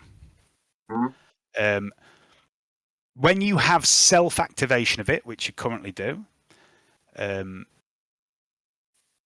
you can trigger 1 combat drug as a free action. Wow. You can also trigger a second one as half an action. Or if you want, the entire array can be pumped into your body as a full action. Fucking hell. That's But insane. if you choose to do the entire array, Yeah. you must take a willpower test. And if you fail, well... Yeah. And there may also be long-term side effects to using this too much, depending on what drugs are in it. Okay? Yeah. And Okay. I will let you know. I will let you know what it's currently got loaded in it at some point. It's not important now, and you can remove them and put anything in it. You can just fill it full of stims or whatever. All that taking off the belt thing and stuff, all that was nonsense. I'll just be like, thanks. Okay. Let's pray I never need. As I say, I am not ordering you to wear it, merely making you aware of it as an option. It is your choice. However, should you find yourself struggling to control those urges of yours, should you once again jeopardize our mission here, Gladstock and Pench have orders to fit you with the Chemrig in a more permanent fashion, regardless of your preference. You would become little more than a tool, a weapon, with no control over your actions. Do you understand, Ricelor? Made it crystal clear. We'll endeavour not Stop shooting the leads. to jeopardise them. Good. That's Gaius who shoots the lead. That's both of you, really. Yeah, it is. Good. Now, do you have any questions for me? You claim to have a strange experience last night. You wish to speak to me of it, yes? I'm just going to stop while I go have a piss, because I've just realised I'm about to wet I'll try myself. and remember what it was. Gaius needs to talk to someone about interchangeable like cartridges in his arm, so like you can just change out a melt and put a different component gun in there to fire off. You know, like a selection of miniguns that are loaded, which you just Oh pop yeah, out yeah. and put another one in. Like Cool idea. compact firing versions because the barrel's in his hand. If you had like sort of like an ammo pack sort of round your arm. Yeah. Well, I that, mean, like yeah. I was thinking one where you could pull out your like a reload, but be just slapping another weapon Guys, and ammo in you're there. gonna have to remove the leg and give you a Robocop leg, No. because just so I'd it can open up and like. I'd rather lose the upper arm and then I'll get strength 40 on both arms. Which would Wow. like, well, no, for an arbiter, like for some reason, even though I've got to use a fucking shield in combat, the strength and the weapon skill are like on the top like line for expensiveness. So Yeah, you could get like I had to upgrade with them. can you get a shield with a mono leg? Shield bash people. No, I think Dave gave me an arbiter shield last time. Actually, Yeah. I've not really had a chance to use a new shield. You found a shield in your room, yeah, on your birthday. Yeah. Right, so the strange experience you had, Siegfried, was you were looking at the pictures at the top of the staircase in the foyer, and you saw that, you know, one of them is clearly Mesmeron. There's two large pictures. One is Mesmeron, one is this man. Around Mesmeron, lots of pictures of people that bear a resemblance to her, obviously her family. And on the other side, there's lots of pictures that bear a resemblance to this man, this very dark-skinned man. When you were looking at all these pictures, you noticed a picture of a man, a woman, and a young girl with a slightly lopsided grin. And you suddenly noticed there was two girls similar in this picture. One of them had the slightly lopsided grin, and one of them scowled out of the picture. And then you had this series of bizarre experiences where you heard screaming, you heard all sorts of odd sounds, experienced some strange dizziness and nausea, and you felt, what did you hear? You heard Help, wasn't it? Yeah, you heard. Well, you ended up Having a vision of I remember now. I had like a vision of like Iacanthos. The Iacanthos and this sort of like weird, twisted back sort of like woman that looked with the lopsided grin. Yes, but a twisted version.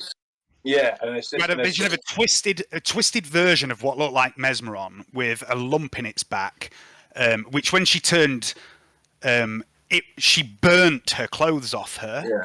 And the lump under its back had a face, and it looked like a child melted into her back. And it Open your mind. Open your mind. Sister. And it spoke to you, and it said something along the lines of, Tell her we need her. The traveler. Oh, the traveler returns. Wait, let me get this right. The tyrant comes, the traveler returns, is what it said. Okay. Then after that, you went upstairs and you went into the room where you'd heard this voice when you first entered the mansion fucking ages ago. Yeah. You heard this, Mother, Where are you, mother? You went into this mansion and you saw this young girl, and it was like a ghostly image of this same child stuck in a kind of loop going over and over again. And it wasn't real. It was like, a ghostly image that kept going, Mother, where are you, mother? And repeating the process over and over again. Okay. Yeah, and basically in this dream vision you had of Iacanthos, you saw this sister of battle raise a bolt gun at this twisted freak, and you heard her say, "Stop it, Persephone," and then fired the bolt gun, and that was when the vision ended. Right. Okay. And Persephone, of course, is a name you've heard before. Yeah. Alyssa, when she first came online in the mansion, asked Mesmeron, "Who is Persephone?" Right. Okay. Lady, I've had troubling experience of late in the mansion. If I may inquire, without being too intrusive, you know all about me. I confess to know very little about you except for what you've disclosed. Nor is it any of my business, but who is Persephone? I would like to make a fellowship test at +20.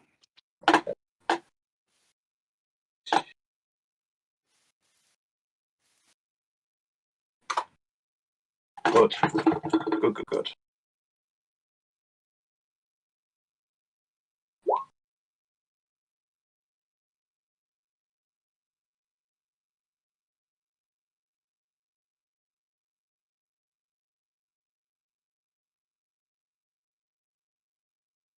Pauses for a moment as she studies your face.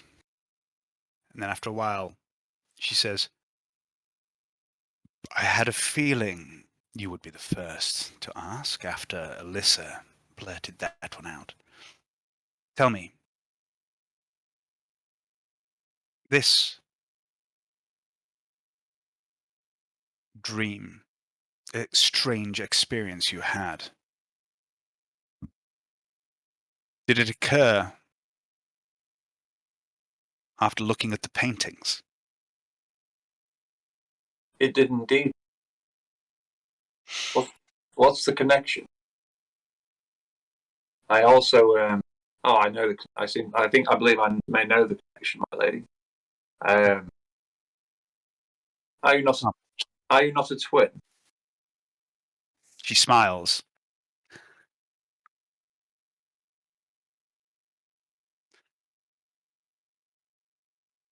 I'm just trying to find the right bit.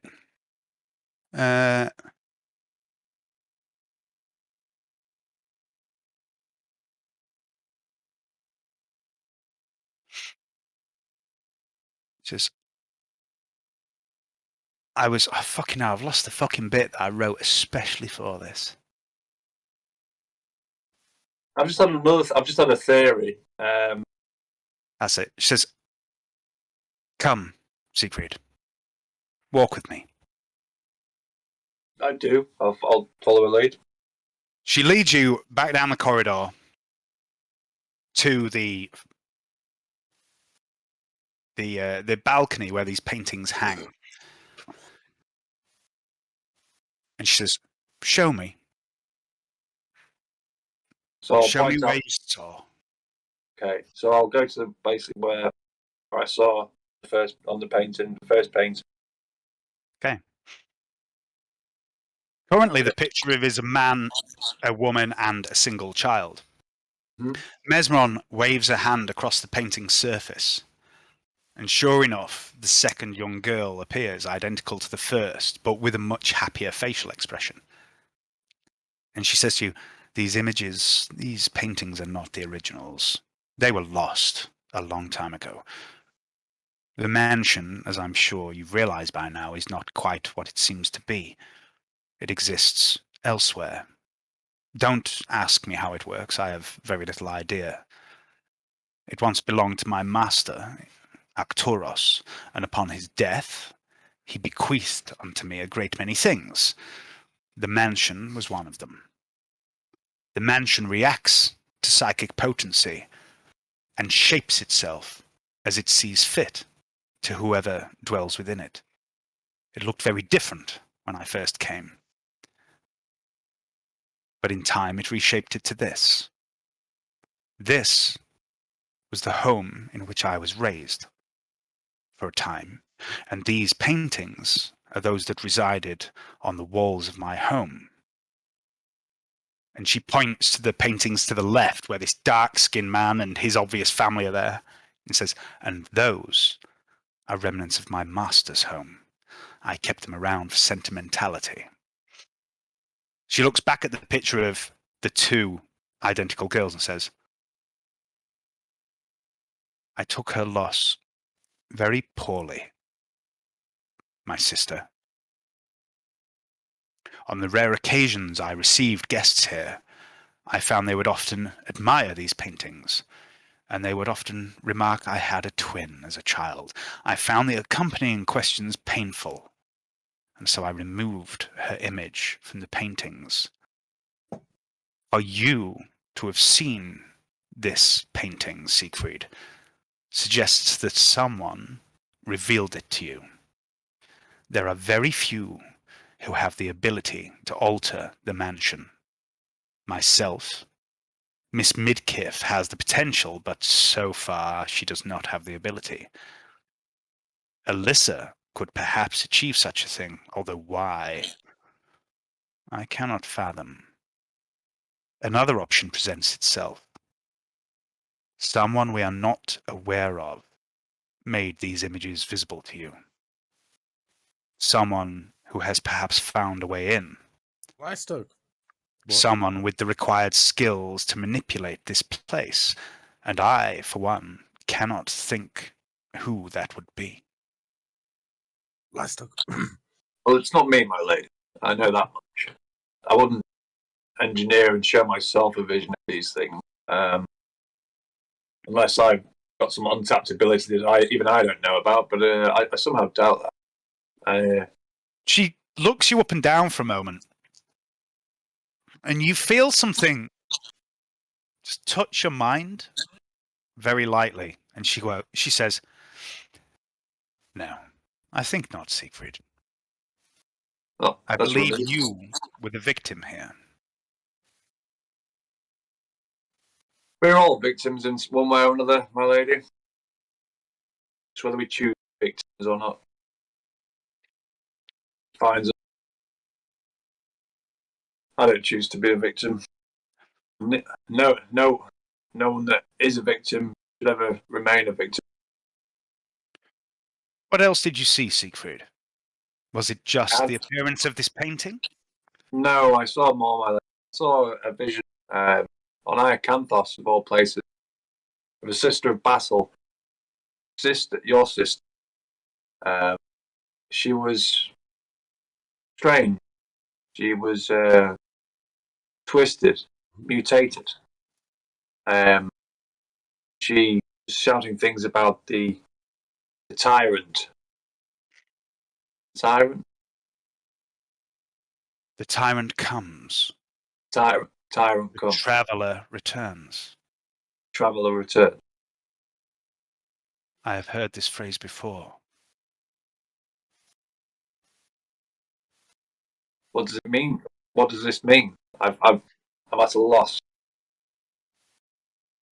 The man who ordered my denunciation back on Scintilla, Lord Zerbe, he is not the head of the Colexian Ordos, although he sometimes forgets that. He presides over a group of like-minded members of the Ordos, a splinter group of the Colexian Conclave. They call themselves the Tyrantine Cabal. They are fixated, obsessed with the Book of Prophecy, known as the Hereticus Tenebrae. It is said to predict cataclysms, disasters, that sort of thing, if one can decipher its insane ramblings. The Cabal believes this prophetic tome contains the key to seeking out and stopping something they call Comus, the Black Sun, the Tyrant Star. These words, the tyrant comes, the traveller returns, they feature heavily in this book. These people have asked me to join them many, many times, and I have repeatedly refused. My purpose is to seek out the demonic, not chase vague riddles and rumors written by madmen and prophets. Tell me, Siegfried, you lived on Iacanthos for a time. Did you hear those words then? I don't recall, my lady. Did I? Yes. No, you don't. No. No. The night you claimed you saw the painting reveal itself. Sorry, Dave. I'm getting a bit of like robotic from your. Are you? You. Yeah, that's better. I mean, he was sounding fine to me, Dave. Yeah. Sorry. So The night you dreamt of Iacanthos, yes. I too had a dream.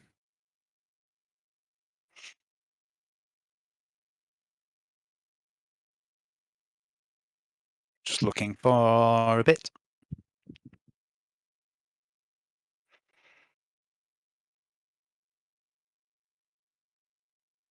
I had a dream. We've all had a dream. All had a like, something in the water. I would like to make a willpower test, please, at -10.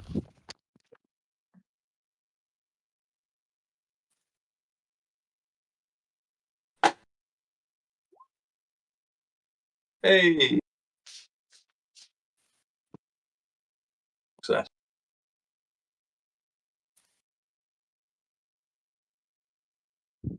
You feel something graze against the edge of your psyche, Siegfried. Mesmeron seems lost in thought. You've seen her delve into people's minds before. You've seen how she focuses on this task. Right now, she doesn't look like this. She doesn't look like she's focusing on you.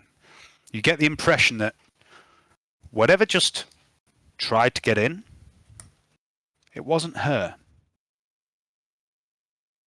I'll tell Mesmerons.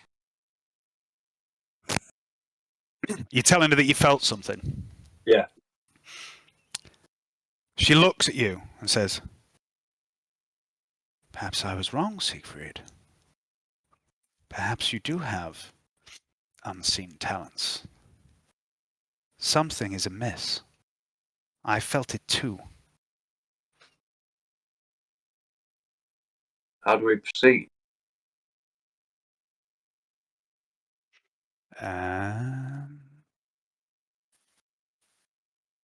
Come, Let's hope it's not the ghost of Christmas past. walk with me. It's past, yeah. She leads you upstairs to the second floor of the mansion, towards the door where you heard the sobbing young girl. You enter the room. The furniture looks different to the last time you were here. The room is laid out differently. Mesmeron reaches out and takes your arm firmly but gently, and the walls of the room begin to blur and shift. The desk, the bookshelves, the bed all vanish as the room begins to shift and change. Its dimensions alter too. Multiple doors appear where once were walls. It grows larger. As it settles into its new appearance, that of a large anteroom, a large fireplace, couches, tables and chairs, a receiving room, you realise, a central hub of a suite of rooms that you would expect to usually be given over to visiting families or dignitaries. And you realise that you have seen this room before. This is where you saw two young girls arguing in your vision, and where you saw the strange, unresponsive child calling for its mother. This particular room, Siegfried, is fitted with the highest quality Imperial hollow equipment, somewhat modified to make it appear more real. The wraithbone in this room can be used to store and play back memories extracted from willing or unwilling subjects. After a few seconds, a young girl appears before you, long blonde hair, a slightly lopsided grin. Her name was Persephone, and as I'm quite surprised you realized, she was my sister. My twin sister. Mother? Where are you, Mother? The girl calls out, peering around the room. We were born into a rather prominent and extremely wealthy noble family on Scintilla almost 200 years ago. We were raised in a very sheltered manner, rarely leaving this suite of rooms. We never left the spire, and we only ever saw our parents. We knew nothing of the outside world, the galaxy, the danger lurking at every corner. Getting a bit of interference off you, Al, for some reason. Not sure what to do. I'll just Stop play again that now. back. Stop now. It's all right. Mother? Sorry, guys. Where are you, Mother? The loop of the girl cries again. We knew no better. This was our reality. It was normal to us, living here. In hindsight, knowing what I know now of my family, I believe our parents knew what we would become, and they hid us away to... Protect. It was heresy, of course. Mother? Where are you, Mother? The girl moves forward again. Antonia? I know you're in here. She moves over to a large dresser. A grin begins to spread across the child's face. Mother? She reaches out. A hand inches towards the dresser. Antonia? She wrenches the dresser door open and reveals two figures huddled together inside in the dark. The taller of the two, a woman dressed in an elegant gown of green and gold, her long blonde hair pinned back, shrieks in alarm. Persephone, you found us! The second figure steps forward, the double of Persephone. She always finds us. She always knows. She cheats. This is a stupid game. It's for little children, and it's unfair to play against her. Well, we don't. Antonia, soothes the woman. You used to love this game. I thought it was your favourite. When I was 5, snarls the young Antonia Mesmeron. I'm almost 13. It's stupid, and it's unfair with that witch hunting us. I should be the one doing the hunting.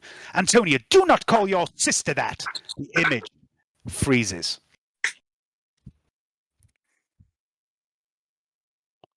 Persephone's powers emerged first, a few weeks before our 13th birthday.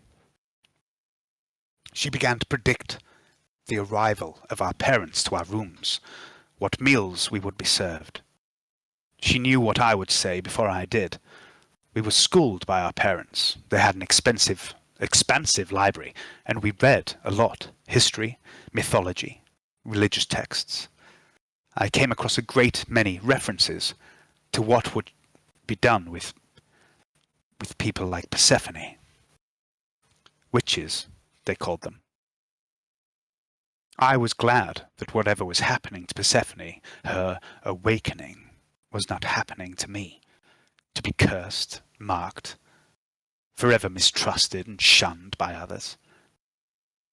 As her power grew, it began to torment her. She would awake in the night screaming, mutter to herself during meals. It was driving her mad, and all I could think about was, if this was happening to her now, would it happen to me? We were so alike. As Persephone's abilities grew stronger, so did her emotions, and she became erratic, confused. She began to be able to move small objects with her mind, and if she was upset, she could shake the entire house. But her most prominent ability remained the ability to see what was to come, to predict the future. She predicted, with astonishing accuracy, the gifts we were to receive on our 13th birthday. I received a dress. A beautiful thing it was. I was happy with such a gift. At first. I grew jealous of the gift they gave Persephone. A child. A boy. They gave her a playmate. And you can see, reliving this memory, that Mesmeron is beginning to choke up a little. A few months later, sorry, I'm going to start that again. The child seemed to calm her, reduce the frequency and intensity of the visions of what was to come. An untouchable, they call them. I learned that much later, of course. A rare breed, rarer than those touched by the warp like I. They are soulless wretches who can block the powers my kind wield. Persephone and the boy became inseparable. They would play their own little games. They would exclude me. They would leave me to sit alone in the handful of rooms we called home. I became jealous. A few months later, my jealousy consumed me. I wanted a friend. I wanted the child, someone to spend time with other than my sister. I demanded Persephone gave me the boy. She refused. We argued. I became enraged. That day, as we argued over the boy, I became consumed by my emotions, rage and jealousy, and I attacked her. I attacked them. Persephone, my beloved twin sister. Nothing serious at first, just hair-pulling, scratching, a petty childish squabble, but the boy, he tried to help her, and he was bigger than me, older, taller, stronger, but when he tried to drag me off her, he could not, and he hit me. It was in that moment my own power awoke. To this day I do not know why the boy blocked Persephone's ability, but not my own. I knew nothing then of psychers, save for the handful of vague mentions I had read in books. I had no idea how to control the gifts that had been bestowed upon me. And that was when it all changed, when I realized I was like her, and I too had these gifts. As he struck me, as his fist connected with my jaw, I saw into his mind. I should not have been able to do that. He should have nullified me. Perhaps it was the proximity to my sister or something to do with our blood, our bond, who knows. But I saw in his mind the truth. I saw what my parents had intended for us, for Persephone and me. The boy was not there to be Persephone's friend. He was there to stop us from seeing what would become of us. I lashed out, body and mind. I didn't mean to, but I tore into him. My hands, they changed. They became... Persephone tried to help him, tried to hold me back, but I was too strong, and I hit her. My hands... It was as though I was a passenger in my own body, fueled with rage and driven by jealousy, and terrified at what I'd seen in his head. When I realized what I'd done, the two of them lay there, bloody, torn, dying. I screamed and screamed for help, but no one came. I had to do something. Perhaps it was instinct. Perhaps my hand was guided by the Emperor. I touched both of them, reached out to them. I didn't understand. I didn't realize how it worked. The damage was massive. Catastrophic, I believe Pench would call it. It took all my efforts, all my power to put them back together. And I had so little control. They became one, fused. Persephone and the boy. Their forms blended into some monstrous hybrid. They took her away. That was the last I saw of her. We were kept apart. For months I lived alone in those rooms. My parents stopped visiting. I saw only the servant who brought my meals, and then one day there came sounds of violence from the corridor outside our room, and I was taken. The black ship came, eventually. It took me to Terra, where I would become one with the God Emperor, sacrificed to our Holy Lord to fool the Astronomicon. Persephone was there. I never saw her, but I heard her weeping in the dark. We would share the same fate, her and I, fuel for the Golden Throne. But I was chosen. I was sanctioned. They burned out my eyes in the sanctioning process, and I grew them back. She suddenly regains her composure. After a number of years of rigorous instruction, I found myself pressed into the service of the Inquisition. Persephone was not so fortunate. She was sacrificed. So I was told. And so, Siegfried, you see why I am most interested in your vision of this woman calling herself Persephone. When I return to Scintilla, I learned my family had been punished for concealing us. The Machenko dynasty had been breeding psychers in secret for generations. I'm sure you understand why I took another name, shrugging off their stigmata. Now I have one more reason to return and ask Varak some questions. He was there on Iacanthos. He knows that Persephone still lives. I believe, if I may, Inquisitor, is it possible that he could somehow use her to get to you? The link between, I've heard that there is a link between twins, transcend. Well, it's almost psychic. Perhaps he's using her as a way to get to you. Mesmeron seems to stare into the middle distance. Oh. Perhaps, if Persephone is on Iacanthos, was there when you were, perhaps she foresaw your service to me. Perhaps they are using her. Perhaps she placed a message within Gelt, and the Ashleen.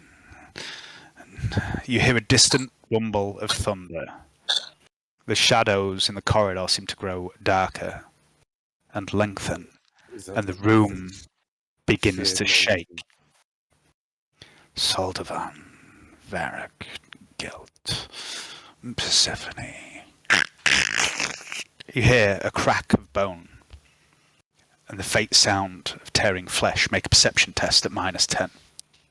Okay.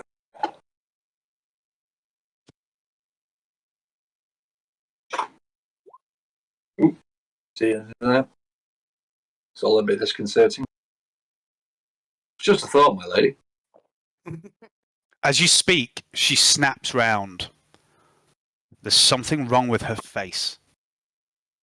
Her eyes have a dim glow of red to them, and her jaw seems to be longer.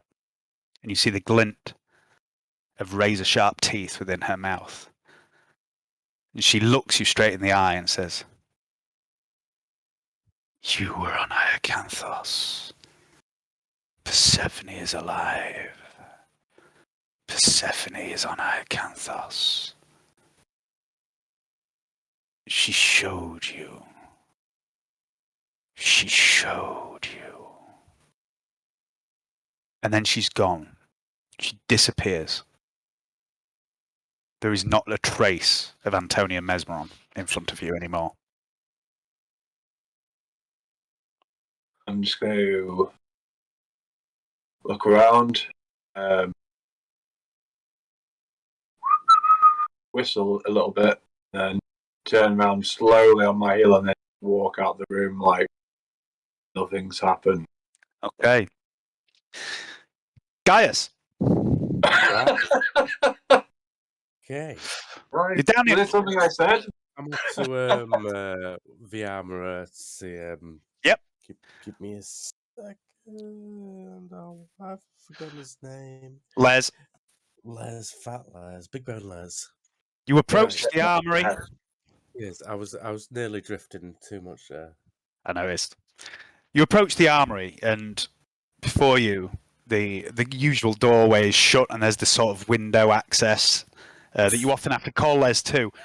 And right now, you see Les sitting behind the window, and all you can see is this. Ah, And he's looking down. hey Les. Oh, all right, just polishing my arm, look. It's got a nice shine to it. And he stands up, and it appears he was polishing his arm. Can you let me in, mate? Yeah. He reaches over, pulls the door open. Come on in. What can I do for you? Ah, I see you're getting on better in life, aren't you? Look, new arm, new attitude. Fucking arm. The arm on. Gaius, I cannot thank you enough. Look at it. Look at it. I could do all sorts with it. Can you do this? And then I start spinning my hand around. 360 axe. He just starts turning. Just starts turning on the spot. Yeah. I'm thinking of getting a drill, attachment. Oh, that'd be a Anything you can do fucking about good that. idea. Yeah, drill attachment. Yeah, Yeah, I might be able to do something about that. Well, actually, I was more thinking like sharpened finger end bits, something you can stick on the end so I can like stick my finger out and have it as a drill. Drill, yeah, finger drill. Finger Yeah, drill. yeah. Give me a few days. I'll see what I can come up with. Oh, that'd be beautiful. I've got another thing for you, Les. Right. Here's a cigar, Oh, thank you very much. and I'll light one up too, and I'll get my part bottle of Amsec out. Okay. He says, well, if that's what you're doing, come on back. And he leads you back to the very rear of the armory. And there, on his workbench, is your shotgun. He says, while you're here, guys, dunk, dunk, and he pats it, all done and dusted. Oh, that is a beautiful job, Les. Fucking good. I've got a crazy question for you. And I'm going to pop open my arm mechanism and pop out my melter gun attachment for him, Can you make something like that so I've got different weapons I can stack into my arm with a couple of little shots in each? Ooh. That's what I want. I want a selection. Oh, it's a little bit beyond my capability, that, guys. I mean, I can fix stuff. What if I got some plans to work to? Would you be able to? I mean, I could have a go. Yeah. I'll be willing to try, but make no promises. It's not something I've ever done before. I don't really make things. I sort of fix things. I've seen you like going on leaps and bounds in life just recently. I reckon this should be a new goal for you. All right. Okay. Right. Because the Emperor rewards people who reward themselves. If you go to aim higher, instead of saying, no, I can't do it, I'll accept any versions you give me, but all I want is a shotgun version. So I can grab hold of people's faces and unleash my shotgun. For a beautiful point blank shot, as well as a punch at the same time. You know, Right, yeah, go yeah. for the old slap face shotgun shot. So you know, if I'm going to slap someone in the face, I can blow the I head off can at the envision same that time, now. like with a shotgun. Right, okay. Shotgun, put in your arm. Yeah, and he gets like a panel of metal out of a cupboard, and he picks up a crayon in his not in his new arm, in his old arm, and he writes on it. But whatever he writes, you can't read it. It's not low Gothic or high Gothic or anything like that. But he writes something. He says, "Yep, shotgun to put in your arm." Okay. Would that be all right? Yeah, I'll have a go. Make no promises, but I'll have a go. I mean, no, what I reckon it'll be just good practice for you anyway, because you know if this sort of stuff's useful to me, I'll reward you, Les. yeah, I have no doubt about that. You've looked after me in the past, and I do owe you a debt. So yeah, Les, I'll. Les, yeah. let's not be so formal. I would actually consider you my best mates on the ship. Oh, that's really nice of you guys. So I thought, Well, you know, you're my mate too, and mates help each other. And you've helped me, so I'm going to help you. All right, Are well, you I'm going to enjoying your try. new arm? I am enjoying my new arm. The things I I can see. do with it. Well, you can give yourself the best stranger. That's what I found. I hope you washed it before you installed it and started eating. Washed it. Well, it's completely up to you. Oh, where's it been? Obviously, everywhere. Everywhere. Everywhere. Oh. Hope you Is haven't it- eaten your food without washing those fingers first. Oh. I remember giving myself best stranger of my life before passing the arm. Oh. Oh. The sin Yeah. deep. Yeah, it's giving me something to I'm only consider, that, kidding, Les. guys. I'm only kidding, Les. I'm only kidding, Les. I just want to see your face. Yeah, I'm shot Yeah. some side. Yeah. All right. And he takes a shot. Yeah. Oh. So you've washed that hand, yeah? Yeah. No, sorry, guys, it's been a bit silly. Guys, gonna take a shot too, just to wake him up in the morning or whatever time of day it is. Okay. Give me a toughness test. Plus 30.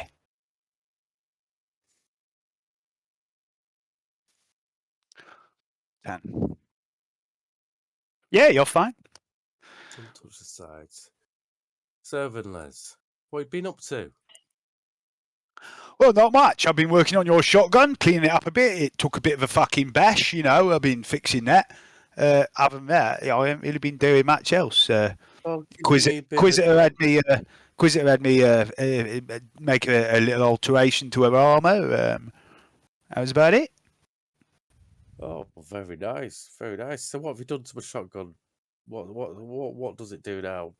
It works. It works. Is it a Yeah, normal shotgun or is it sawed off or what do I well, see?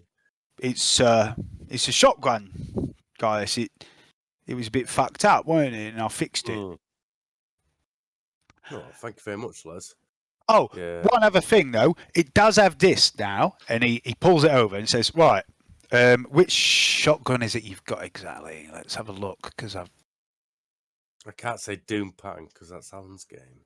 no, it's a specific type. Let me just remember. Yeah. I fucking took it off your character sheet. Right.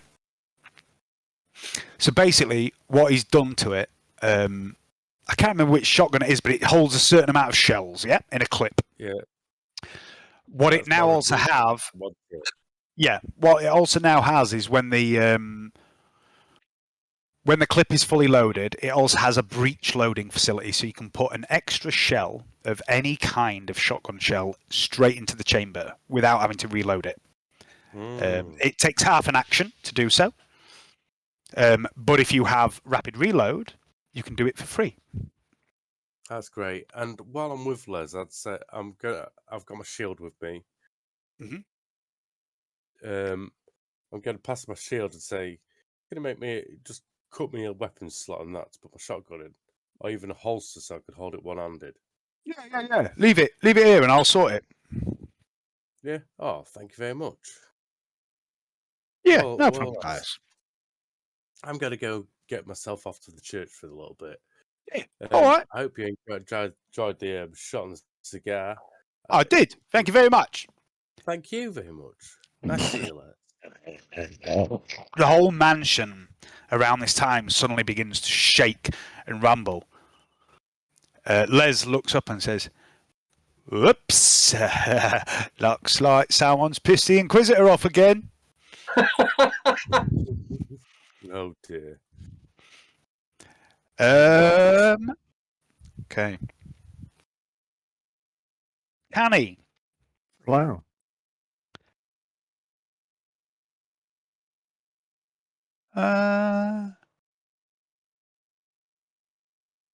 you hear it in your ear. You hear the voice of Gladstock. Canni, the Inquisitor will see you now in her study. Oh, sorry, no, in the foyer to the mansion. Right, you are, Gladstock. I'll be right there. Gaius, where would you like to be going? I'm off to the church. Okay, you're heading to the Chapel, temple. Siegfried, you're whistling and sort of, whoops, what's happened now? Skeeting off. Where would you like to be heading? I'd like to head up to where Dr. Pench is and just ask him a bit more about this chem belt. What's in it? Okay, cool.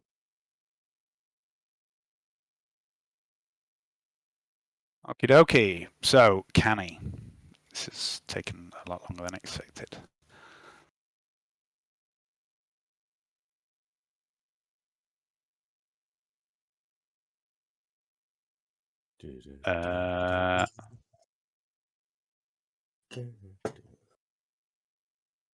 Canni. Just hang on a sec, man. I'm just going to get a drink, if that's okay, before we start. Yeah, sure, yeah. Cool.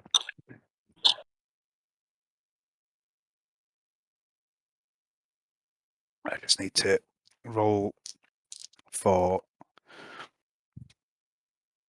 what happened with Siegfried. Or rather, what happened to Mesmeron? What did he do? What did he say?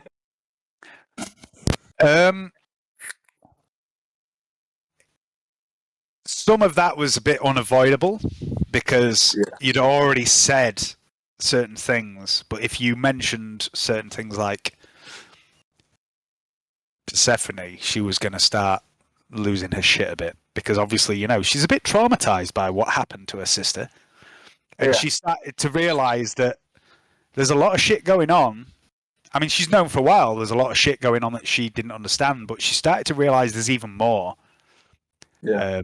And she's angry now. She's not angry at you. Yeah. But she thinks somebody knows something. You stride down the stairs. No, you don't. You come up the stairs, Canni, from the workshop, and you see, waiting in the foyer for you, Inquisitor Mesmeron. And she smiles at you as you approach. It's a very friendly smile. Oh, good. I'm glad. I'm going to go down on one knee and I tug my non-existent forelock. Lady Mesmeron, reporting as ordered.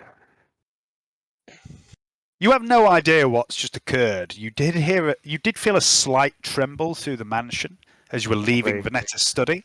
I probably thought it was indigestion. And Mesmeron looks down on you. Face is pale as usual. This is, please, Canni. You do not have to kneel. Stand. Yeah.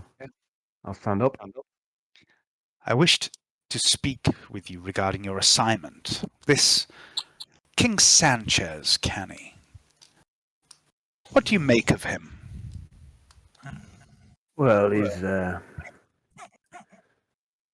a good question. You put me on the spot. Give me a moment. What do I think of him? No, No. down, Frank. Honestly, I've only spoke with the guy a few times, but I think I'm a good judge character. Hmm. I think that he could be useful to us. I agree. I would like to meet him. Alas, I do not have the time. Perhaps when I return. In the meantime, Canni, I want you to learn as much as you can about him, his organization, his intentions. He claims to desire to take control of the underworld and legitimize his operations. He seeks to elevate his station. Ambition, Canni. Ambitious men, in my experience, can be dangerous. It is of my opinion that he is also a naive man. He is known to the authorities. I've checked him out. A man in such a position with a reputation such as he will never be welcomed as a member of the nobility as he wishes. No matter his wealth, no matter his power, at least not without help from the highest echelons of high society. And besides, if he controls the criminal underworld and legitimizes them, then it is no longer the underworld, correct? Indeed, you'll have someone else spring up to take its place. Nature hates a vacuum, exactly. Who knows what sort of vile creature would take his place? From what I have learned and seen of Mr. Sanchez, he seems honorable, and despite his position, I do believe him to be a man of faith.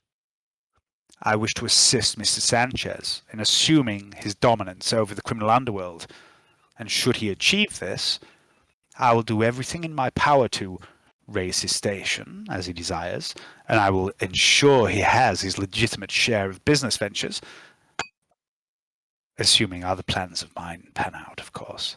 But he will remain the Lord of the Underworld. He will control it, prevent it from becoming unruly. And he will be rewarded for his efforts, as will you, Canni, for playing your part in this. Do not speak to him of this grand design of mine for him, but I wish you to be my eyes and ears in his organization. Study him, those around him. Serve him as you would serve me, and do everything in your power to get closer and learn all you can. And assist him. Should you need them, the other acolytes will be there to assist you. But I would be wary of involving the priest, Praxis. His morality is unpredictable. I'm not sure how he would respond to working for a criminal. Mortalis He's a bit of a bore as well, though, isn't he, Praxis? I mean, truth be told. Praxis has his uses, Canni.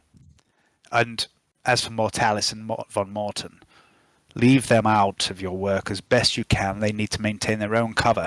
But the other acolytes, should you require assistance, feel free to use them. Do you have any questions regarding your assignment? Is there anything you require of me before I leave? Oh, I think you've made your wishes very clear. You sure that it's wise to go back to Scintilla, my lady? Seems like going into the lion's den to me. No. I am not sure, Canni. Not in the slightest. But it has become clear to me, since my arrival here, that I have been manipulated many, many times. I have begun to suspect that my memories are not all my own.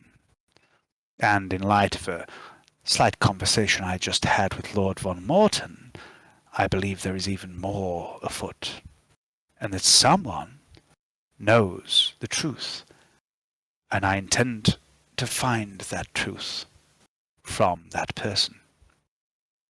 And I'm not going to find it here, am I, Canni? I suppose not. Suppose not. I have had a thought about my mission. You see, sometimes down in the underworld, a few thrown gelt goes a long way. Don't suppose you've got any spare kicking around that you can put at my disposal? She smiles at you. Sometimes you need to Slightly. grease a few wheels. A slightly lopsided grin creeps across her face, and she says, "You will be financed, Canni. Have no fear." Very good. Well, as long as I've got my own two hands and my own two cleavers, I reckon I'll be all right. Good. Before we are done here, Canni, would you care to take a walk with me? Sure. We heading outside? Not exactly. Okay. I'll tug my forelock again. She steps towards the front door of the mansion and turns back and says, "Now, brace yourself, Canni. I know you've used this door a number of times, but it's about to take us somewhere else. Are you ready?" Yeah, I'm ready. She places a hand on your forearm and leads you towards the door. You pass through, and for a moment, everything seems to slide sideways, and you feel dizzy, like you've had a few too many Obscura and Amasec cocktails again. Not again. Suddenly you find yourself in a sparse office. The walls and the floor are metal, as is most of the furniture, save for a large wooden desk, which is an exact replica of the one in Mesmeron's office back in the mansion. You stumble slightly. Are you okay, Canni? It can be a little disorientating the first few times. Yeah. Yeah, I'm fine. Don't worry about me. Good. She turns you and leads you back towards the door you appeared to maybe have entered this room from. The door slides soundlessly open, and you are met with the sight of a large chamber looking like a cross between a temple and an inverted amphitheatre. Tiered platforms rise up towards the centre, and on each tier dozens of men, women, servitors too, attend to consoles and control stations, all of which covered in a bewildering array of lights, screens, buttons, levers, switches. At the centre of it all, on the highest tier, a bulky figure sits. His legs appear to have been removed.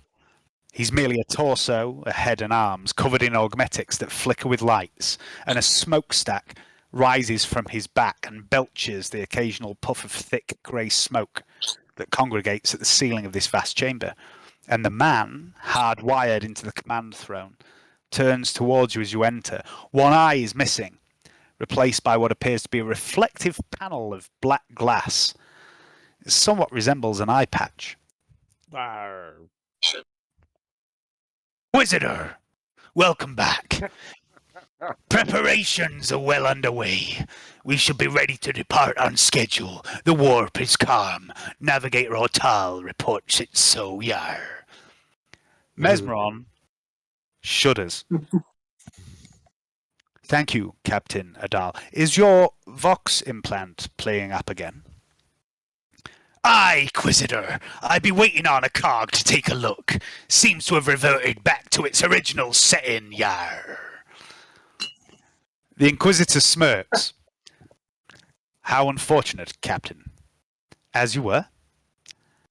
Mesmeron takes your arm once more and smiles at you, and it's a mischievous grin. She leads you towards a vast armor-glass window. Beyond lies the void of space.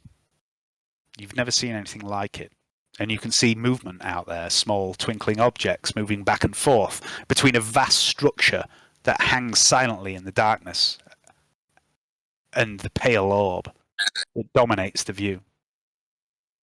Mesmeron is still grinning at you, watching your expression as you take in the sight.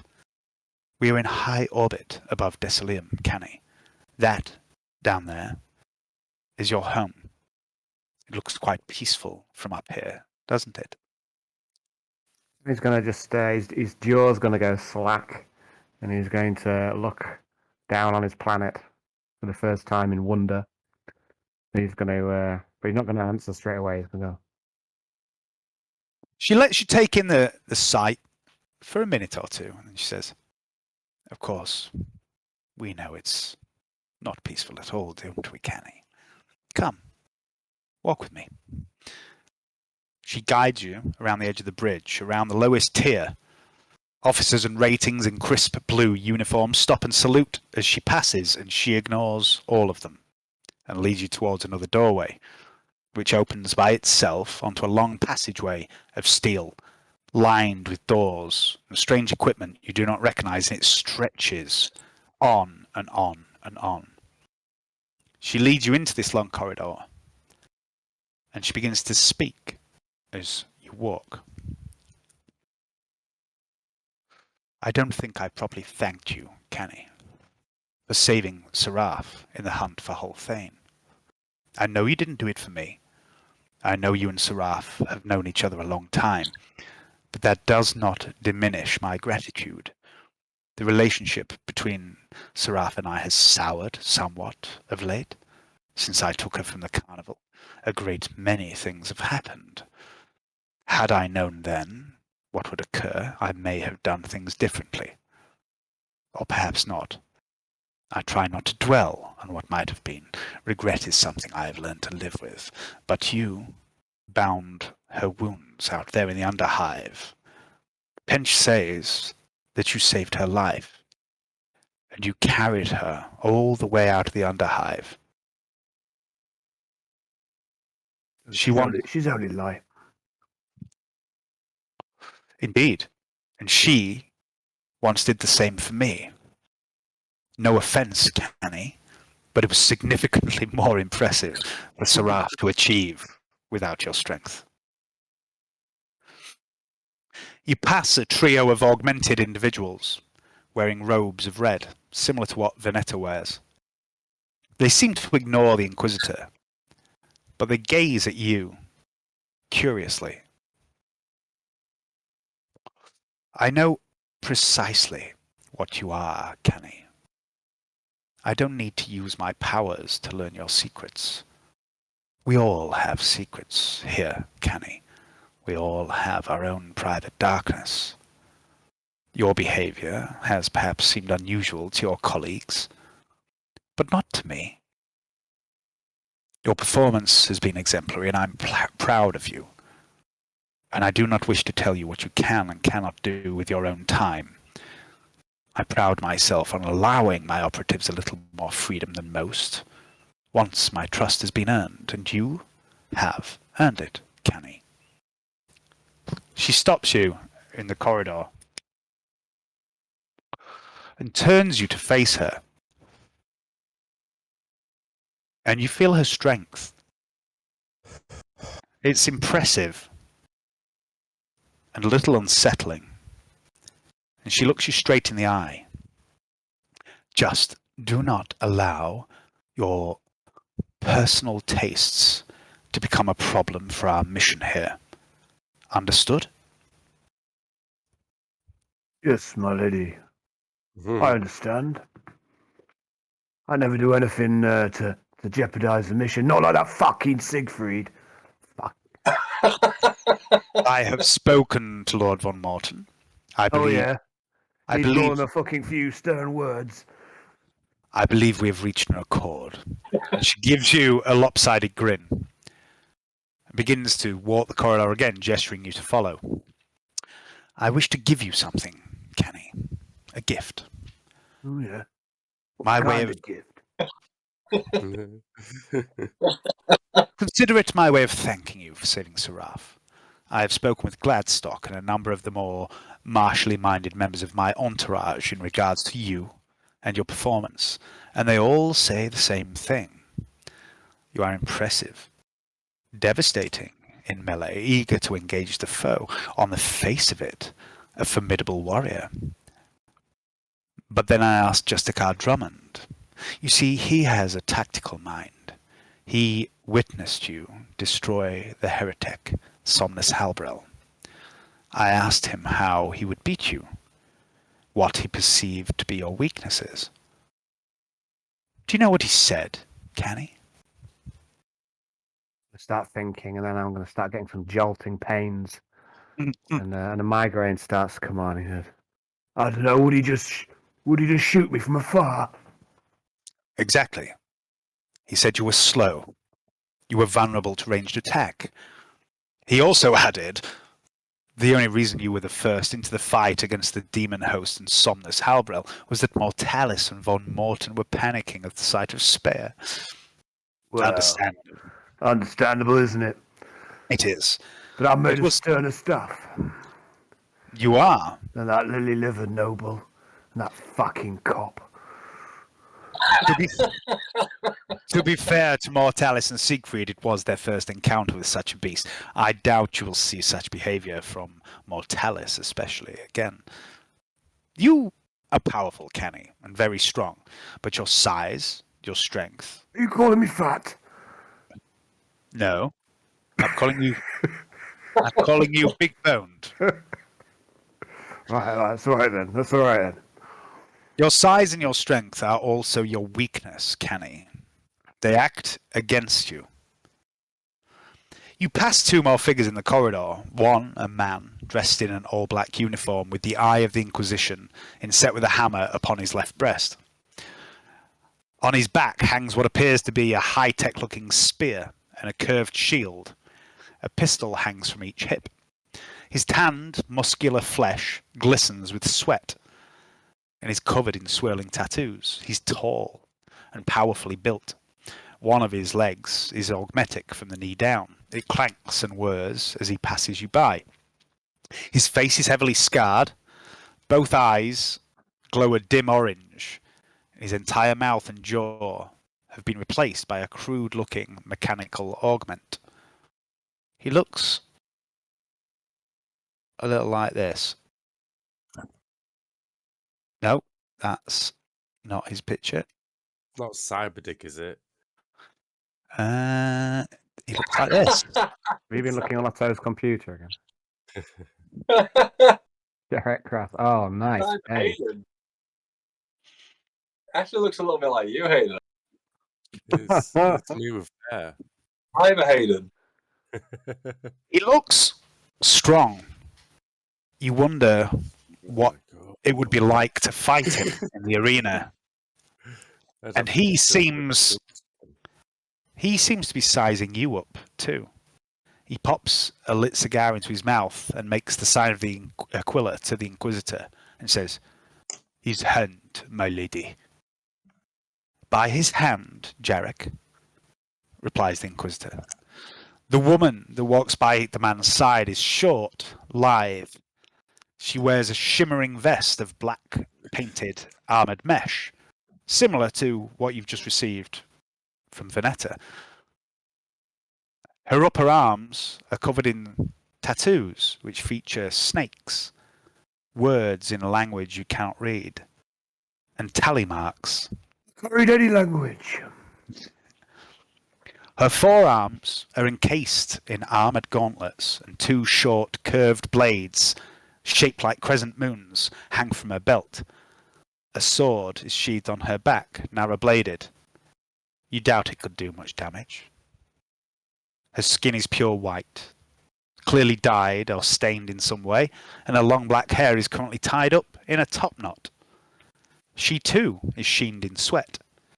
She looks young, and she smiles at you as she sees you sizing her up. And as she smiles, she runs a bifurcated tongue across teeth that have been filed into sharp points. May Hold on a death- sec. Hold on a sec. I'm going to need a word check. Bifurcate. Does that mean like split down the split? middle. Yeah. Uh-huh. It's like a snake's tongue. Yeah. Yeah, she looks a bit like this.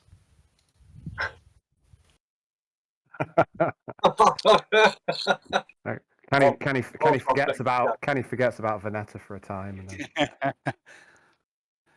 May Suzuki. But she does sound like a Japanese moped or something. may She's a death, goer. may death pass you by, Inquisitor. She Reliable. says. Indeed, Miss Suzuki. Reasonably priced.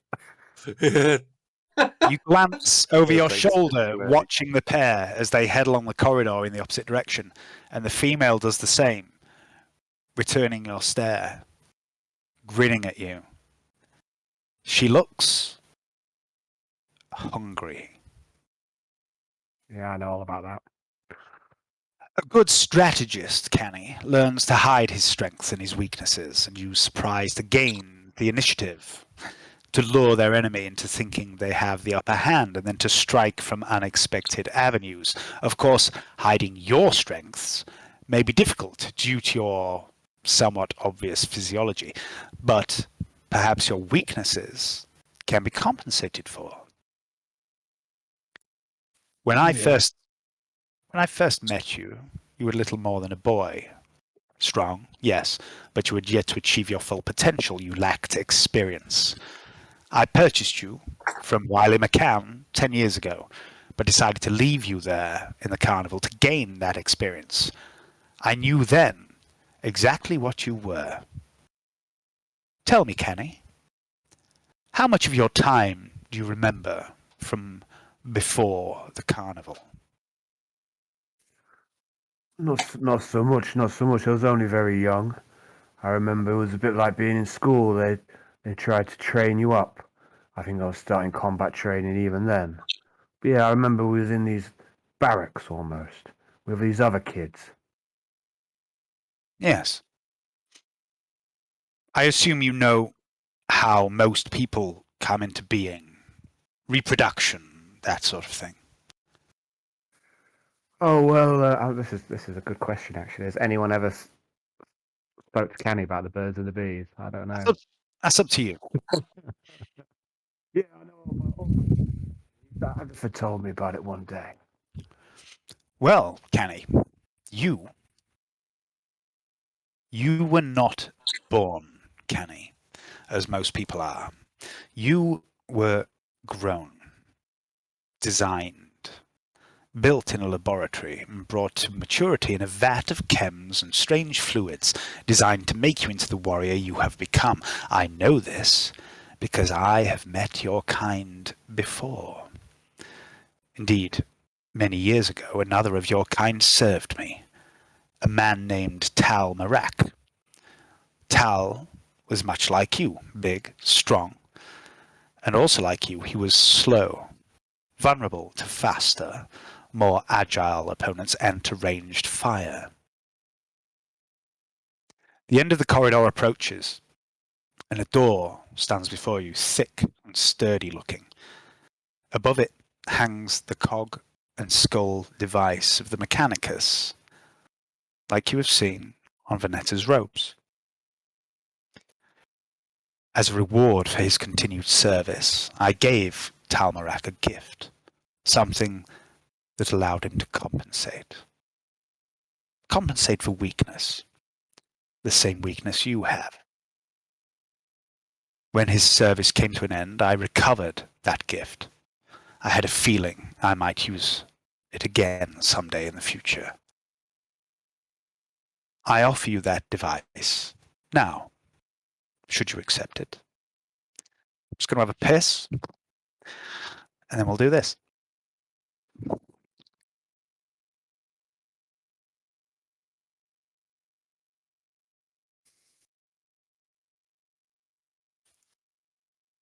Suzuki. Yeah, yeah.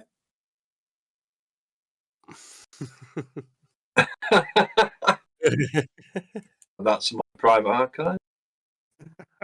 I've got like Cyborg Caden, what's his name? Derek Cross. Pretty Hair neat. implants too. Goodness. Gets hair implants and eyeball done. You know, shit, man. I think I've got a handlebar mustache or two dirty scars on my face. I think that's yeah. Actually, I think that's looks like a ginger fucking. Mustache, doesn't it? It does to me. That's what I thought when I had a quick zoom on it about Yeah. 15 minutes ago.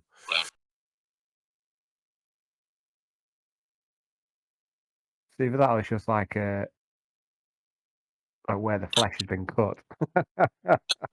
No, I do. I think it's a must though. Can't be sure though. Definitely got an iron jaw though. That one, hasn't he? Yeah. I don't know.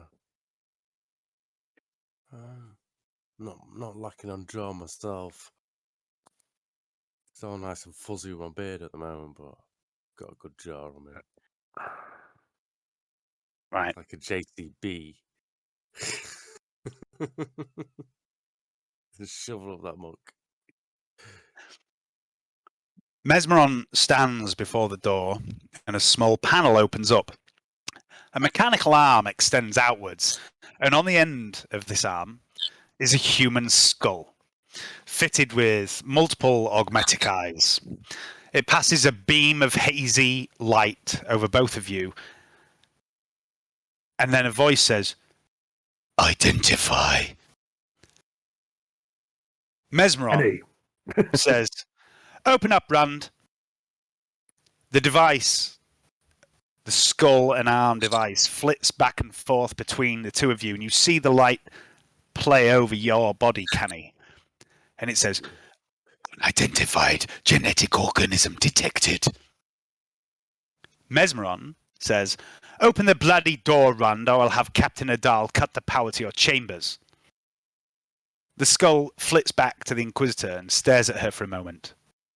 "As you wish, Inquisitor, but do not blame me if my samples become contaminated." "Get on with it, Rand," says the Inquisitor. The arm retracts. The Inquisitor rolls her eyes and looks at you. "Bloody cogs," she says. The door opens. Mesmeron gestures for you to enter. Hey, here I go. She follows you. "Tal Marak," she says, "like you, was fierce, strong, and slow. And over the years he served, he came to understand these weaknesses. Together, we developed ways to counter them, with help from," and she gestures into the room. The room before you is a large, cavernous space, full from floor to ceiling with a bewildering array of machinery and equipment.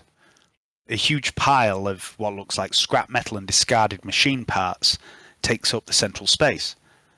Heavily augmented cherub servitors flap gracefully in the heights of the arched ceiling, adjusting dials, monitoring pressure feeds. A trio of servo skulls swoop towards you, each containing what appears to be a large caliber weapon barrel in the left eye socket. The right eye glows red as it sweeps a glittering field of crimson light across you and the Inquisitor, who swats at the servo skull with a look of annoyance on her face. "Pack it in, Rand. I have someone I'd like you to meet. Show yourself." The pile of scrap parts, discarded cogs, pipes, tubes, and wires suddenly shifts with a clatter and a screech of metal on metal. Pieces of machinery tumble down a small mountain of plasteel and brass as this pile begins to collapse, and you hear the hiss of pistons and see small puffs of steam escape here and there amid the pile. After a few seconds, you realize the scrap pile is not collapsing. It is reforming. The process takes quite a while, but eventually you find yourself standing before a confused agglomeration of machine parts, tools, devices, and at the center of which you see this huge, fleshy mass of greyish-looking limbs, organs, and appendages. It looks like it was perhaps once a man, but since then, multiple extra limbs of strange, almost alien-looking design, claws and pincers, have been attached or grown from this mass of flesh. And out of the scrap pile, a thick-looking red-black carapace begins to be assembled around this mass of flesh, covering most of its torso and then its legs and arms. And the machine parts you've seen are attached to this carapace. This carapace doesn't appear to be made of metal. It looks like it's perhaps similar to what you've seen in the beetles down in the carnival. But through small gaps in the carapace, you see bizarre-looking lumps of flesh, organs, some that look like enlarged versions of human hearts, lungs, livers, things like that. A few others look less than human. The carapace extends again. Something assembles at the top of this creature. A long neck extends out from the torso, and at the end of it, you see an utterly inhuman head, and it is huge. This giant skull is elongated and stretches back to about 4 feet long, and it's covered in wide, flaring layers of this chitinous material, beetle-like or insect-like. And it has 2 soulless pits for eyes, and its maw distends wide open, revealing dozens of needle-like razor-sharp teeth inside the mouth. And within the mouth is a face. A very human face inside this vast, armoured, alien-looking skull. And it smiles at you with a very warm, friendly expression. Greetings, 3363. Or would you prefer I call you Canni? Yeah, no one calls me 3363. I fucking hate that name. Nice to meet you. I'm gonna offer him. I'm gonna offer him an IO stick. Smoke. The massive head swivels round to look at the IO stick. And a small mechanical arm reaches out of the pile, takes the IO stick. Another arm swoops in, holding a test tube, and it drops the IO stick into the test tube and then disappears back into the body. Canni, may I introduce Genitor 46 Rund, formerly of the Scions of the Ion Sphere, says Mesmeron. A strange bulbous appendage stretches out and extends towards you, a fine-tipped needle fused to what appears to be a human hand at the end of this long snaking device. It moves and looks similar to the extra limb Veneta has occasionally worn recently, but this one appears to be made of flesh rather than metal. I am Genitor 46 Rund. May I collect a sample? And the needle snakes close towards your body, Canni. Rund, what have I told you about greeting people by asking for a sample? Forgive me, Inquisitor, says the huge head. I am merely excited to see if compatibility is likely. A decision has not yet been made, Rund. I have not yet explained to young Canni what I am offering him. The flesh dendrite slowly creeps towards you as she speaks. Mesmeron reaches out and grabs it effortlessly with one hand. Do stop trying to poke everyone you meet with needles, she says. Apologies. The organo... honestly, compared to half the people down at the carnival, this gentleman's almost normal. Carnival. I wish to see this carnival. Yeah, I'll take you down there. I'll get you some good seats. The whole machine begins to stand, clamber to its feet. Mesmeron goes, no, I don't think that's a particularly good idea, Rund. Calm yourself. And she turns towards you, Canni, and says, please don't excite him. He needs very little encouragement. Oh, whatever you say, mistress. I'll tug my forelock. Genitor Rund here was once a member of the Mechanicus. His expertise lay in the genetic modification and manipulation of human DNA. He worked with Tal Marak, the previous gentleman of your kind, Canni, who found himself in my employ. I was expelled from the Mechanicus after an unfortunate incident with the test subject. I had been trying to recreate the Laramans organ used in the creation of a star. That's enough, Rund. The Genitor, Canni, over a number of years adapted Talmarak's DNA.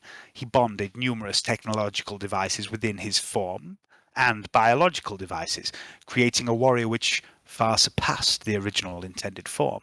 Rand is, with my permission, and of course yours too, prepared to do the same for you, if you wish. I would not force this upon you. Once such modifications begin, they cannot be undone. It is entirely your choice, and if you decline, nothing changes. I would think no less of you for that decision. I'm trying to think this through. Still not quite sure what it is that you're offering. I can offer a variety of enhancements: subdermal armor, secondary organs, skeletal reinforcement, hormone modification, hemoglobin adaptation, implanted weaponry, biological, mechanical, hybridized. Yes, Rand, please stop. Senator Rand, Canni, can alter your physical form, make you more than you currently are. That is what he is offering. That is what I am offering you. To make me stronger. Stronger, faster, more productive. Fitter, happier. Like a pig in a cage on antibiotics. Yeah. I'm going to turn to Mesmer. I'm going to say, I don't see how I could possibly refuse such an offer. The process, Canni, is not without risk. However, risk. there can be, in rare cases, side effects.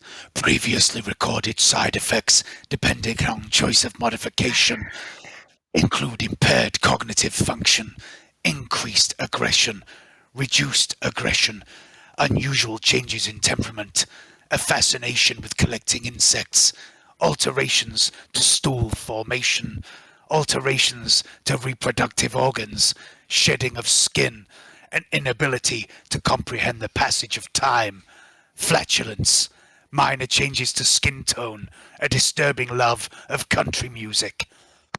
That does sound serious. Maybe I should reconsider. Country music, you say? Rand, Fucking hate stop. country music. Yes, Canni, there may be side effects, but it's not certain. And as I said, this is entirely your choice. Rand, tell him about the polygenic harness. And I'm going to stop doing Rand's voice now because it's fucking my throat up. The polygenic harness is a primary implantation device, an artificial organ, entirely biological save for one or two minor mechanical components, such as the screws which hold it to the host's spine.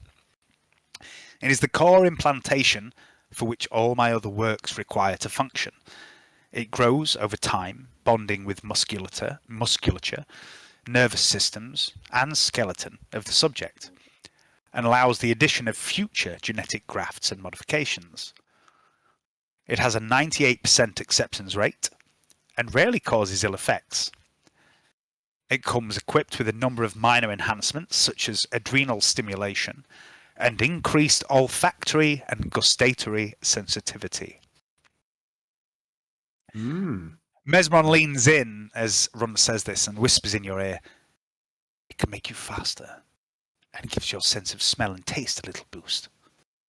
Oh yeah.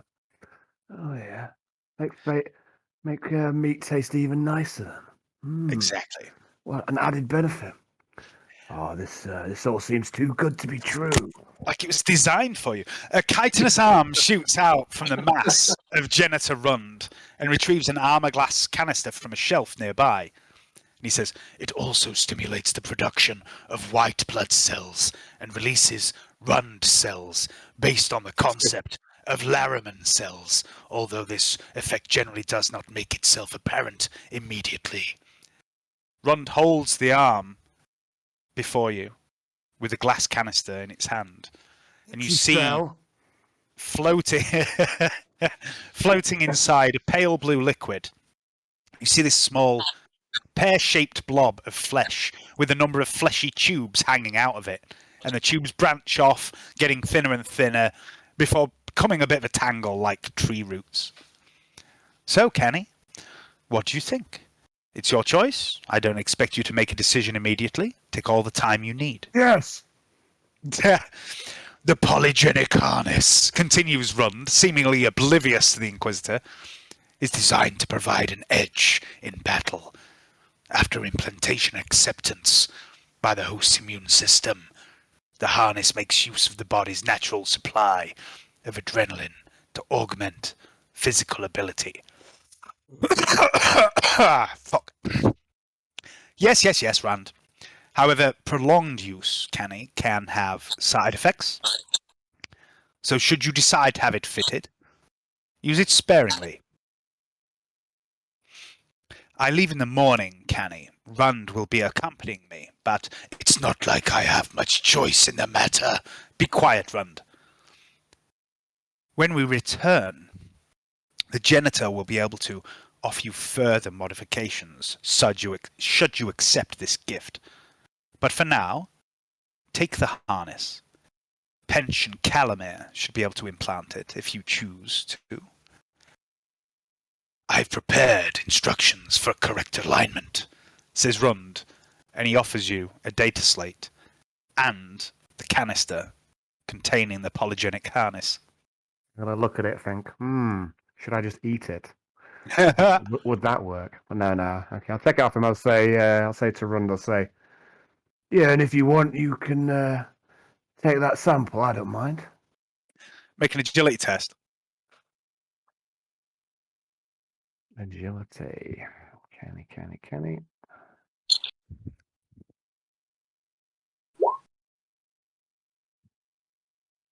As you say this to him... Oh, I sorry. will. Hold on, I'm going to use my fate points for getting towards that time. Yeah, sure. That's even worse. Okay. As you say this to him, you can take that sample as you want.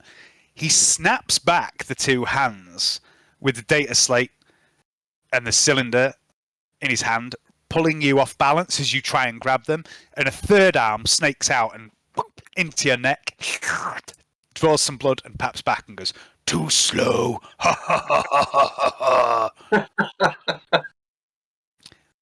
If you had had the harness fitted, you would probably have caught me. Oh, yeah, I'm starting to like you, Rund. You're a nice guy. Maybe we should have a drink together sometime. Tell stories of our past.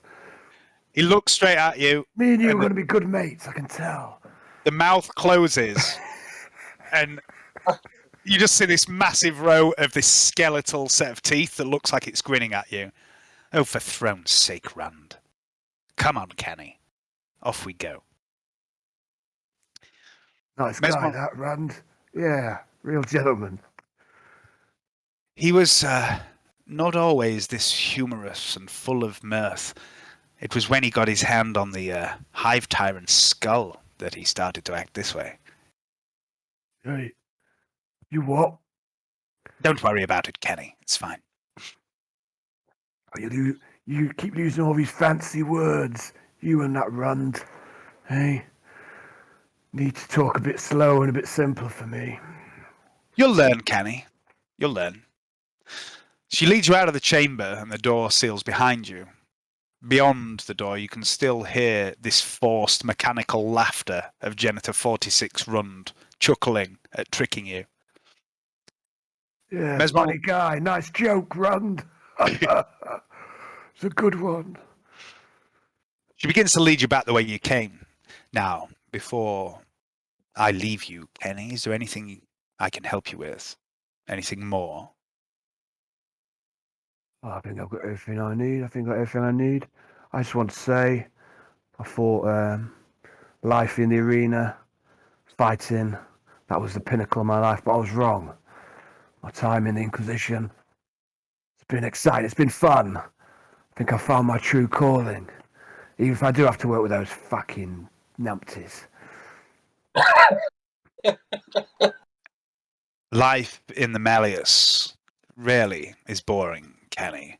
And as for those numpties, as you refer to them, Bear with them. There's Yeah. hope for them yet. Yeah, I will do. I'm a patient man. She leads you back to the bridge, and there the captain once again makes the sign of the Inquisitor, the Aquila to the Inquisitor, as do numerous bridge crew. Reports from the crow's nest say it's plain sailing ahead, Inquisitor. Yar. Throw and help me, where's that blasted cog? Mesmeron giggles. See you in the morning, Captain. She leads you back through the door which you entered the bridge from when you first arrived, into the small office, and then turns to face you. One more thing, Canni. I've noticed you have become quite friendly with the cog, Veneta. It would be hypocritical of me to tell my acolytes how they socialize, especially when it comes to choosing to spend their time with other members of the Holy Ordos. But consider this. Agent Calamir was once an asset of a rogue Mechanicum operative, long before she came into my service. When I found her, she was tainted. I have done what I can to cleanse that taint, but in doing so, she has ended up damaged, canny, fragile. It would not take much effort to break her. All right. I'm not in the habit of breaking women. She is a tool, Canni. My tool, to be used as I see fit. You better not break her, Canni. I dislike people damaging my property. And she grabs your arm once more, a little more forcibly this time. It hurts a little. And she leads you back through the door into the mansion. Good night, Canni, she says with a smile, and activates her vox. Fairness. My office. And then she strides away. Safe journey, Inquisitor. I'll head off. Okay, what time are we on? 11. Okay, we'll call it there.